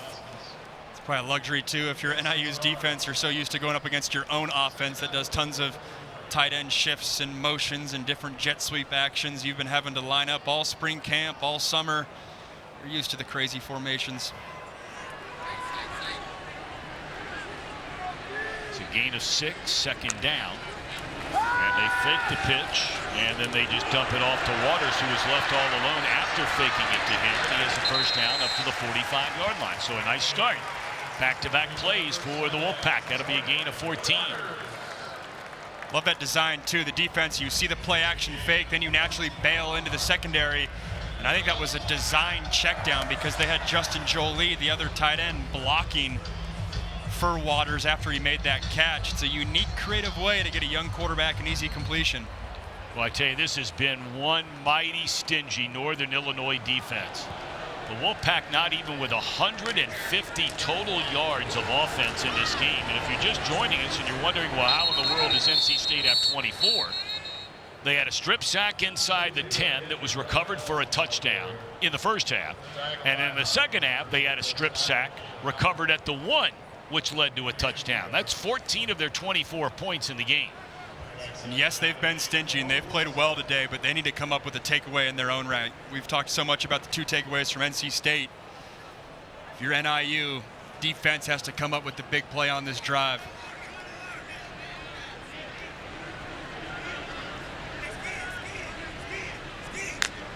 Second down and 8. Bailey to throw it. Spins out of a sack and is able to pick up some positive yards. He'll tiptoe out of bounds, crossing midfield to the 49. No, they're going to mark it better than that. You have one official on the far side who says the ball should be at the 49, another standing at the 46, and they mark it at the 49. So it's going to be 3rd down and 4. We'll see right here where he went out. What a luxury it is to have a quarterback that can evade those rushers. Goes right on that, right where they have it. 49-yard line or so. Totally changes the playbook. Rather than it being 3rd, 9, and 10, you got a 3rd and 4 here. Blitz coming, and they will get to Bailey for a big sack all the way back at the 37-yard line. Erweiler along with Valcarcel Strong safety blitz there, and it pays off for the Huskies. Nick Benedito, he's dialing it up for his defense. You sometimes see safety blitzes. You don't always see it from depth as well. Offensive line has no chance of picking that up, and quarterback-wise, if you're seeing a safety blitz from depth, that clock's got to go off in your head. That's 2 back-to-back third down calls to get your defense off the field, bringing pressure and confusing a young quarterback. So now Northern Illinois going to get the football back. What a punt right there. Fielded at the 7-yard line and running the wrong way back there, and still running the wrong way back there, and able to plow forward up to the 15 is Cam Thompson. Excellent punt of 53 yards. It's a 7-point game, boys. 42 new faces on the squad, and that's what head coach Dave Doran said was really the difference maker. NIU just kind of built differently. They're still trying to figure out who they are as a squad this season, and hopefully doing that a little bit more today, guys. All right, Carla, thank you. 11:21 to play. And it's a 7-point game. They go out of the Wildcat and juggling the snap, and very, very fortunate that Brown was able to find the handle. Picks up a yard. Seeing all the eye candy NIU can get to. Starts in shotgun, then go under center, then you finish in Wildcat. Lot to manage. But credit Caden Foreman, middle linebacker for NC State. Critical drive right here. Last time NIU got a field goal on a 14-play drive. Feels like they got to dial up something here.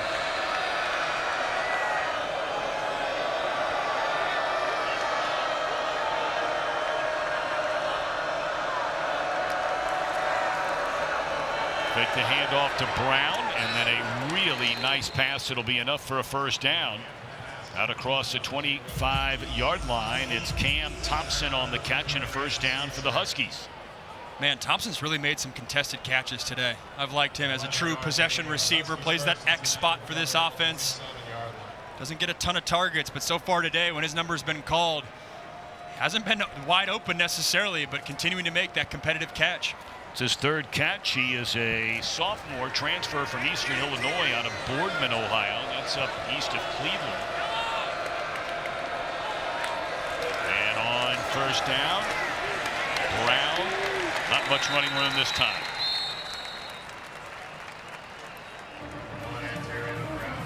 Yeah, to Carla's point about the familiarity of this roster, it's funny, NC State having 42 new faces. That's become the norm in college football, and NIU able to keep their star player Ontario Brown, 114 yards, getting him touches.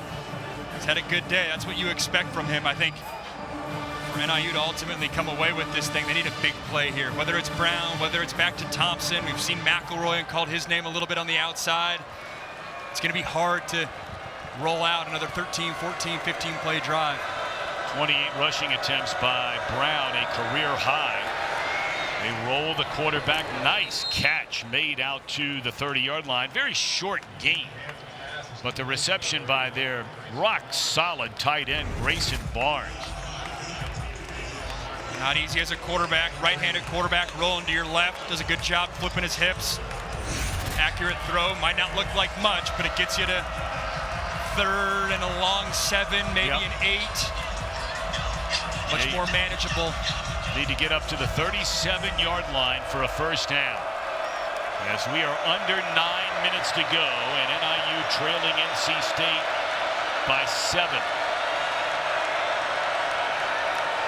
Blitz coming, and sacked all the way back at the 20-yard line is Ethan Hampton. Cooley was there, Brown was there, a huge sack, third big one of this game for the Wolfpack. You can see this offensive line pointing, signaling, and talking all leading up to the snap.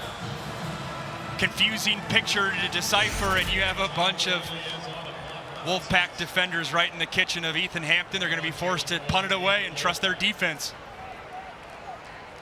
But now you're starting to get concerned about the time. There's still a long way to go, 8 minutes.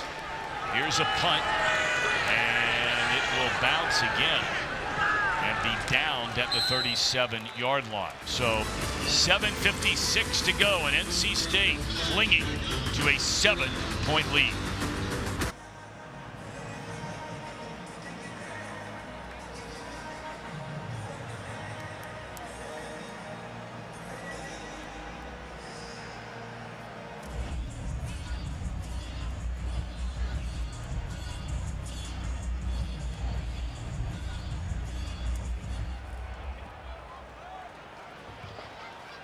been a tight one the entire way. Kentucky has really played very, very well, but do they have enough to come back and win it at Ole Miss? First down carry for a couple of yards. 7:45 to play in Raleigh, North Carolina. If you're NC State, this has to be a Jordan Waters drive. Behind this offensive line, eat some clock. And the message to C.J. Bailey as a true freshman, he's been good in the turnover column so far today. Hasn't put the ball in jeopardy through the air. Had that one fumble scare, but don't come up with the critical mistake late in this ball game. Using a lot of that play clock as it's down under 7 before they snap it. Out of the shotgun, second down. Bailey, good protection, lays it off to Waters. And he has a first down. That's a big first down now. Each team with 3 timeouts, all 3 remaining. The ability for a young quarterback to go through his progressions downfield and then check the ball down. You get a lot of trust with your offensive coordinator, as we're seeing the extra effort from Jordan Waters. But just the trust. They're still getting used to each other, right? Offensive coordinator, quarterback, still getting the feel of big-time Division I football. When you can call those plays and trust that your quarterback's going to make the right decision and get the ball down to your playmaker's hands and keep this offense on track, as a quarterback, it gives you the opportunity to get the next shot play called later on in the drive. First down, turn around and hand it off to Waters. He'll pick up a couple of yards. This C.J. Bailey, we mentioned he's out of Miami. Going all the way back to 2000, 25 years of Wolfpack football. He's only the 3rd true freshman to start a game. M.J. Morris did it a couple of years ago. Of course, he's since transferred. And then the all-time legendary quarterback, although some might argue Roman Gabriel, but certainly Phillip Rivers, as far as success at the next level, is the most recognizable former Wolfpack quarterback. He did that, started every game, in fact, back in the 2000 season. Yeah, some good ones here. Yeah, they really have.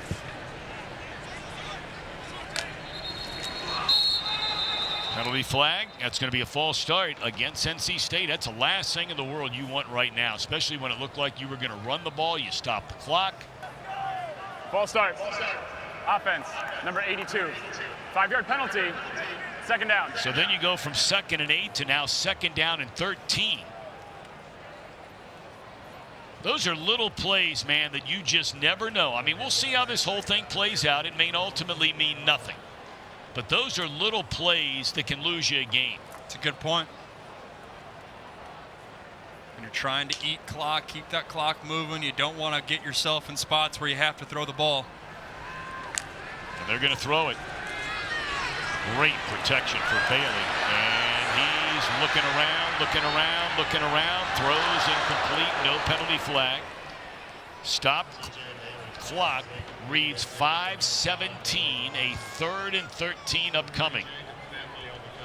Talk about bang bang plays. If that ball hangs in the air a little bit longer and is an interception, that could have been different. And the coaching point on film in that scenario, when you're trying to eat clock, if you're C.J. Bailey, is take off and run. He's athletic enough to do that. You escape the pocket, no one's open downfield, don't need to force it. Pick up 3, 5, 7 yards, stay in bounds. Not only keep the clock moving, but get more to a more manageable 3rd and 7 or 8 or so. 3rd down and 13. The Wolfpack 1 of 9 on 3rd downs. They're showing blitz here at the line of scrimmage. We'll see if they drop back and a timeout is called. Delay a game. No, delay a game, I beg your pardon. 5-yard penalty. Wow. 3rd down. I mean, Dave Doran's got to be losing his mind down there on the sideline. And it's interesting, too, because as a play caller nowadays, now that you can talk to your quarterback, if you feel like you're late in getting the play in, yes, it cuts off at the 15-second mark, but in this scenario, those are the types of reminders you would give your quarterback, saying, hey, don't have a delay of game, don't put the ball in jeopardy, or like I just said, hey, if you get that opportunity again, maybe run for it rather than force it in there. Just a byproduct of a young quarterback. So 3rd down, and Bailey is just going to eat it. And he'll lose even more yards. I mean, you think about these last 3 attempted snaps of the football. You had a 2nd down and 8, right? You have a false start. Then you have a delay of game. Now you have a sack, although you're going to have the clock continue to run here now under 5 minutes, but you've just given away 15 yards. Fan can't believe it. The 3rd and long draw call might be the least favorite play call in football as a fan sitting in the stands. You're doing it to protect your quarterback and not put the ball in harm's way, but you're right. 3 back-to-back plays. When they had momentum, they were driving the ball. They had success. Yep. Totally stalled. Had a couple of first downs on the drive, and now a punt. And a fair catch signaled for and handled at the 17-yard line. All right, game on the line when we come back. Let's take a look at today's game summary presented by Pacific Life. Great financial security for over 150 years. Story of this game has been the defensive turnovers caused by NC State. That's why they're up a touchdown. The scoop and score by Kaufman. And his buddies got involved as well. Both these offenses haven't been extremely explosive today, and the turnovers have decided it. First down, play action, and looking for the home run ball, and it is intercepted all the way back at the 30-yard line by Devon Marshall. So they try to hit the home run, and it's picked off on the very first play. Clock stops, 4:12 to go.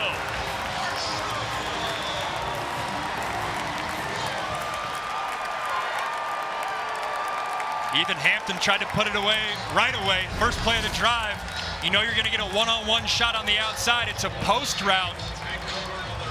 We saw it earlier on in the second half. Miss into the outside shoulder on a post route. Miss towards the inside of the field with the defender on the back hip of your receiver. Credit this NC State secondary, Devon Marshall. Again, we've talked about turnovers. We'll add it to the column. This time an interception for this NC State secondary. Yep. And all 3 turnovers by the quarterback. 2 fumbles on the strip sacks. 1 recovered for a touchdown, another recovered inside the 2 for eventually a touchdown, and now the interception. Great but job by Marshall. NC State get it done on offense. It's a great job by Marshall tracking that football too. He was basically the receiver on that play. Handed off on first down to Raphael. He bounces off of 1 tackle, but picks up 1.5 yards, maybe 2. Again, both teams with 3 timeouts remaining at this point. The only team that's interested in using a timeout will be Northern Illinois, and I think, no, it's an injured player on the field. I beg your pardon.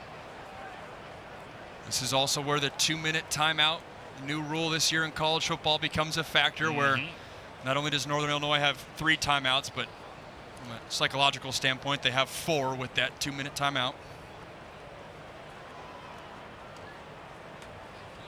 Yeah, his helmet came off, which was scary. He went right to his forehead. I didn't see the hit in real time, but not a fun sight.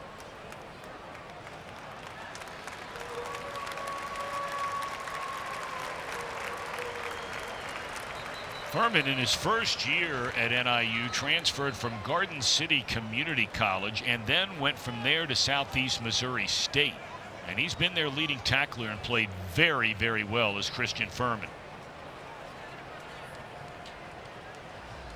You know, one team trying to go to 5-0 for the first time in, what, 40 or 50 years, Indiana today. Your Sun squad, that's fun. It's fun seeing the coach's letter to his student body saying, "This hasn't happened in a minute. Show up." And Kurt Cignetti, I mean, he's got it going on. He left James Madison. He's come to Indiana. They blew UCLA out of the gym at the Rose Bowl a couple of weeks ago. Their quarterback today, Curtis Rourke, former MAC Player of the Year in the same league with... Please set the game clock to 4:05 and the play clock to 40 seconds. It'll start, the game clock will start on my signal. But O'Rourke threw interceptions his first 2 passes today. He has since thrown for 4 touchdowns and 420 yards. At a place like Indiana in years past, it'd be hard to build up that roster. But when you have the portal and you can take the JMU guys with you, go get yourself a quarterback from the MAC, it's easy for a new coach, or easier for a new coach, to come in there and do something in year 1 relative to where things were at a decade ago. Ole Miss still clinging to a 4-point lead over Kentucky. Here it's a 7-point game with 3:35 to go. A second down and 8 from just beyond the 35-yard line. Raphael will get it one more time, and a good defensive stop made right there by Jelani Williams, redshirt junior out of Milwaukee. So here we go again, Max, another third down. They don't need to snap the ball till right around 2:40 to play. I mean, you're going to get conservative here and just run it again? That's what they did the last time they had the ball on third down and long. I think we'll find out a lot right here of the true trust level they have in their true freshman quarterback. I think you got to play real football. You got to call a pass play to pick up this third down. Trust your young quarterback, like he's shown you early on in the drive, to check it down if needed. Yeah, he's going to run it, and he will be denied first down yardage. Tell you, Northern Illinois extremely lucky that they had players, defenders hustling off the field. So he's short of a first down. It brings up fourth down, and Northern Illinois will spend a timeout, stopping the clock with 2:34. 2:37 will be put onto the game clock. Let's send it back to the studio and Mike.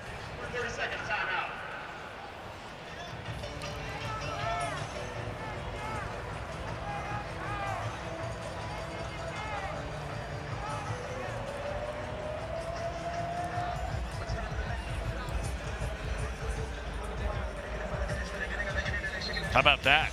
Without Castellanos today, and BC trying to get another win. I hope we get a chance to see them play down the road. Bill O'Brien been around a long time. He got that job very late during this offseason. You may remember he had been hired as the offensive coordinator at Ohio State. He had actually moved to Columbus, was living there for about a month, and then BC called him, and naturally he's going to take the head coaching job in his hometown. We said it last week. That third tier of the ACC, if you're saying Miami's tier 1, I think Clemson's maybe that tier 2. The teams in the third tier, it's a lot of them in the ACC. They're going to beat each other. It'll be fun to track this season. Fair catch of the 10, so 90 yards away from a chance to tie the game. 2 timeouts remaining, along with a 2-minute timeout. So in essence, they have 3. You're getting into the clock management strategy too. I thought it was interesting that Thomas Hammock took a timeout there. My read on that is now you can potentially get 2 plays, if not a third, in before that 2-minute timeout and potentially gain a possession on the back end if you do not pick it up right here. A little bit of the gamesmanship, so to speak, of how coaches maneuver around that 2-minute timeout. It's amazing the work and the study that went into that for these college coaches. All right, here we go. First down from the 10-yard line. NC State in front of Northern Illinois by 7. Hampton rolls. He had a wide open receiver at the 25-yard line, and overthrew him by 10 feet.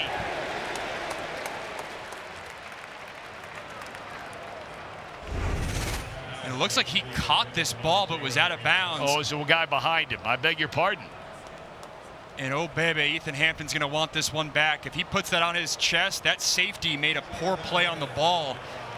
He broke on the tight end on the flood route. There is nobody. If he stands on his feet, there is nobody down the field if he can run and catch after that ball. NC State again with a fortunate break that went their way. All right, so second down and 10.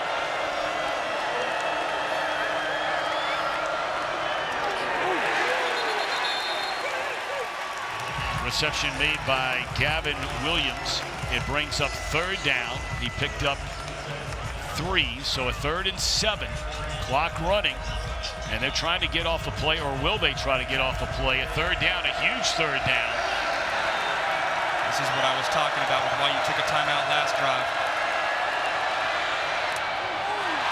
Ball deflected and into the hands of Williams, and that is a first down. Can you believe that? Up to the 25-yard. Bundle auto, home, and motorcycle insurance. Visit progressive.com. And it's DK Kaufman. Set the tone for this game in the first half with that sack, scoop and score. Put the momentum on NC State's side. Had a shot at interception early on in this game. We knew he was a key player coming in. He's got to come up with a key play here to get his defense off the field. First down throw and catch up to the 39-yard line. Clock continues to go. Northern Illinois has 2 timeouts remaining, trailing by 7. They spotted at the 38-yard line.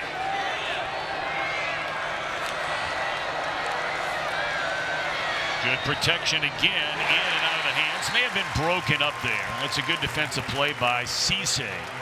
Clock stops, 1:37 to go. He's just right in his hip pocket the whole way. That's a cornerback on a tight end body too.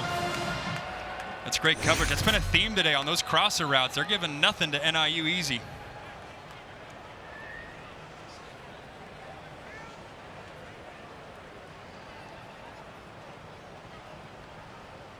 You know, we talked to Tony Gibson, the NC State defensive coordinator, yesterday, and we talked about the whole team together, the whole defensive side of the ball, watching the game film against Clemson, an ugly game a week ago today.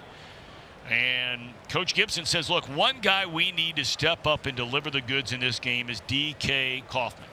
He originally started at Vanderbilt, transferred to Auburn, now at NC State, and he has delivered that kind of game so far.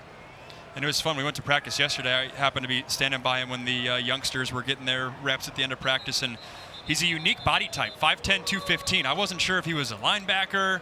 If you told me he was a corner, I would have believed it. Yep. Obviously a safety, but you can see how they use him in different ways. Line him up at corner early on in the game on that corner blitz. No problem rolling him into the box. Transferred from Auburn by way of Vanderbilt. 3 stops along the way. It's not totally out of the norm in today's college football, but man, they're glad they have him. All right.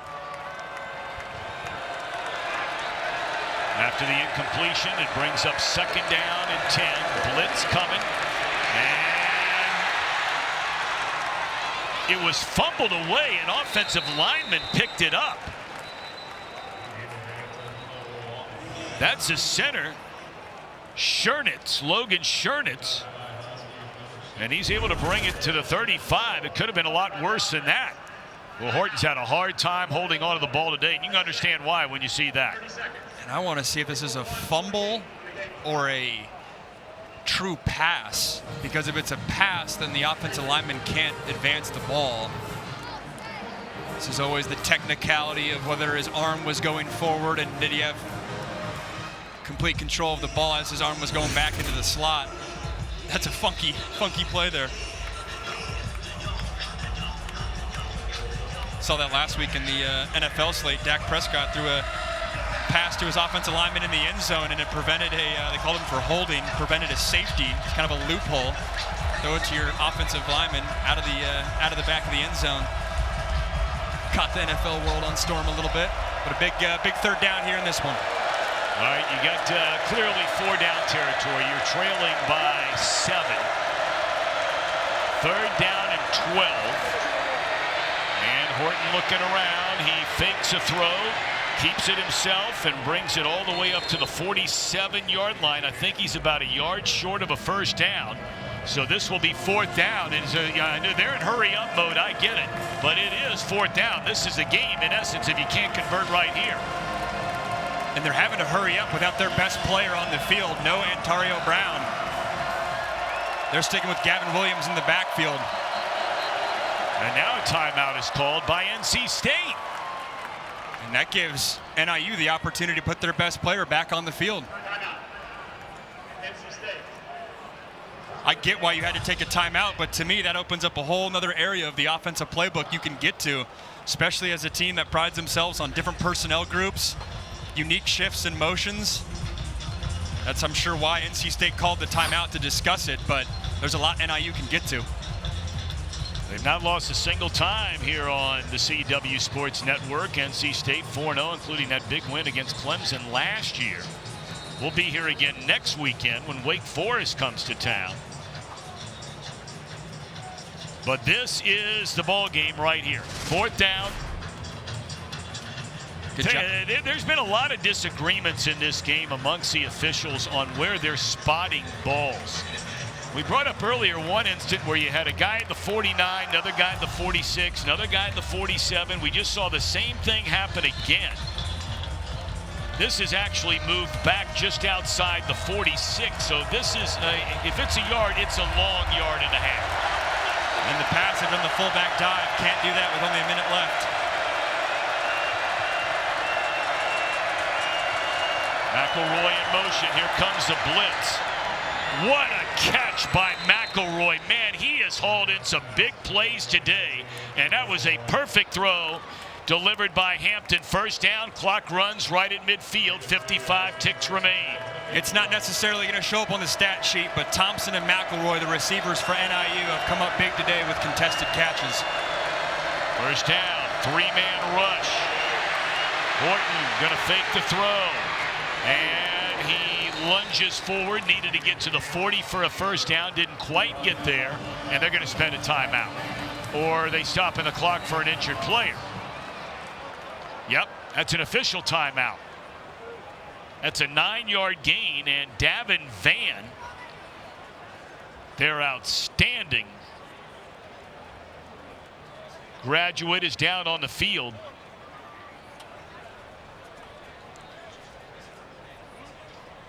There's actually 2 players down for NC State. And I think Thomas Hammock's chatting with the official. I think he was going to call timeout, and then maybe he had said that, but then realized there was an injured player on the field. So was chatting with the officials to make sure that he can keep his timeout.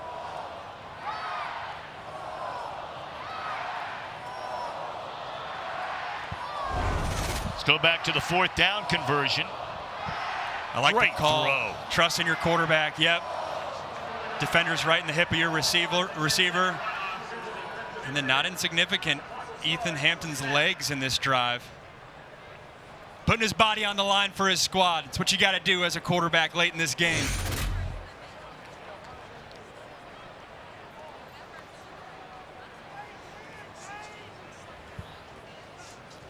So we talked about Van. You also have Devon Marshall, transferred junior, came over after 2 years from Villanova. And both of them are up and headed towards the sideline without any help. It's good to see.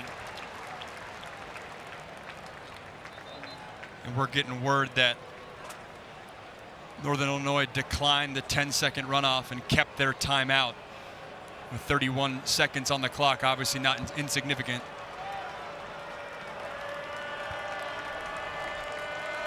Seven-point game. 31 seconds remain. Ball at the 41-yard line. You've got trips to the right. Second down and a yard. And Northern Illinois with 1 timeout left. That's good defense right there by Tamarcus Cooley. Yeah, trying to get their slot receive running out route. You got defenders sitting in their zones knowing what's going to happen. And it's interesting, no Ontario Brown on the field. I know he's your running back, and this is more of a pass-heavy attack right here, but you'd like to think that him in open space, even if it's a check down, making one guy miss. Well, he's your second leading wide receiver. He had an 83-yard touchdown reception already this year against Notre Dame, and he's standing over there on the sideline. They run the ball, and here's Williams banging his way inside the 35. And that is a first down. So they're going to spot the ball, and they're going to have to start the clock. It's running under 20, down to 15. Right now, you know you're going to have to take a shot to the end zone.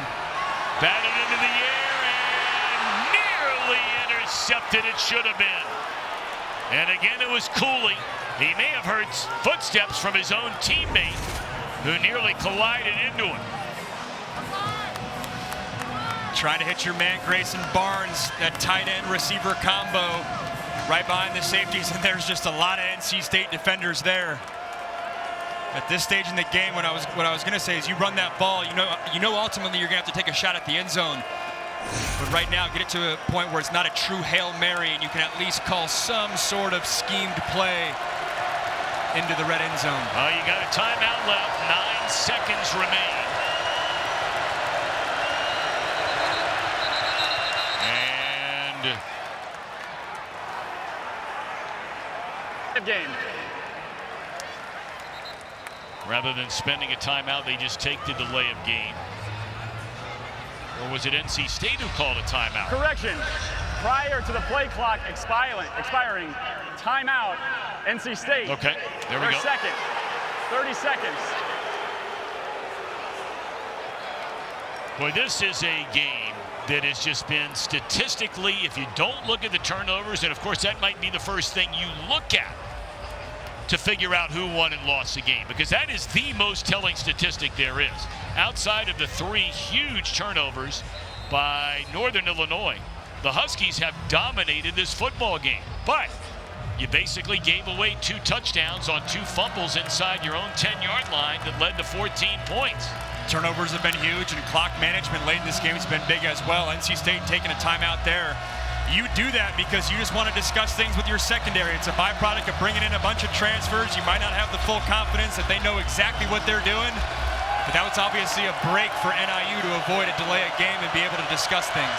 That's really strange. Antonio Brown standing over on that sideline. 3-man rush, and Horton in trouble. He throws in complete, clock stops, so it'll be a Hail Mary with 4 seconds left, or, you know, if you figure 35 yards is a Hail Mary, but they're going to have to put something to the end zone. And the question right here, when you're in this area of the field, when you call Hail Mary, as an offensive coordinator, do you decide to bunch everyone up in the middle of the field and just play flyers up and hope to get lucky, or do you try to create a one-on-one matchup on the outside? The Hail Mary that took over the college football world last week, Colorado, they chose to take a one-on-one matchup on the outside with their second receiver. Different strategies to how to call Hail Mary and get guys open.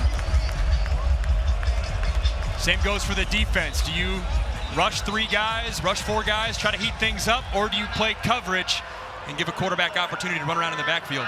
Well, each side will talk it over as to how they want to play this.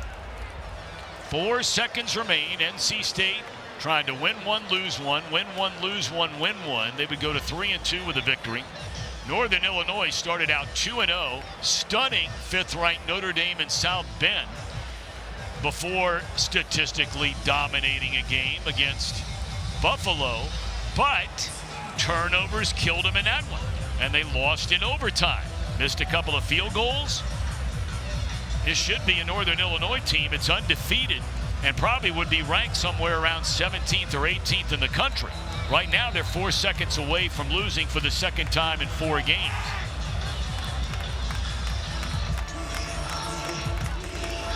All right, what would you do? You said there's all kinds of different ways you could do it. Johnson and McElroy have been your go-to guys all day long. But we know that Brown is dangerous, although not on the field here for this entire drive. Yeah, and you got Grayson Barnes as well.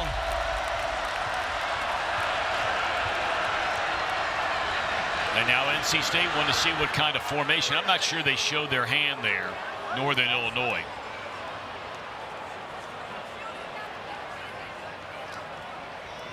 Yeah, Northern Illinois came out in a 2-by-2 formation, 2 receivers on each side. Sometimes in this scenario, you'll have 3 guys right next to each other to do exactly what we talked about earlier of bunching everyone up in one section of the end zone. But you look at NIU's receivers, you got McElroy at 6'3", Cam Thompson, who's made some contested catches at 6 foot, and then Grayson Barnes, their tight end receiver combo, 6'5", 225. That's the type of frame that's ideal to have in this scenario.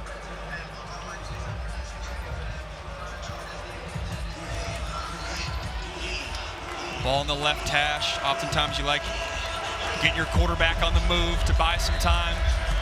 You've got 3 NC State defenders standing inside the 5-yard line. All 4 of them now will be inside the 10-yard line.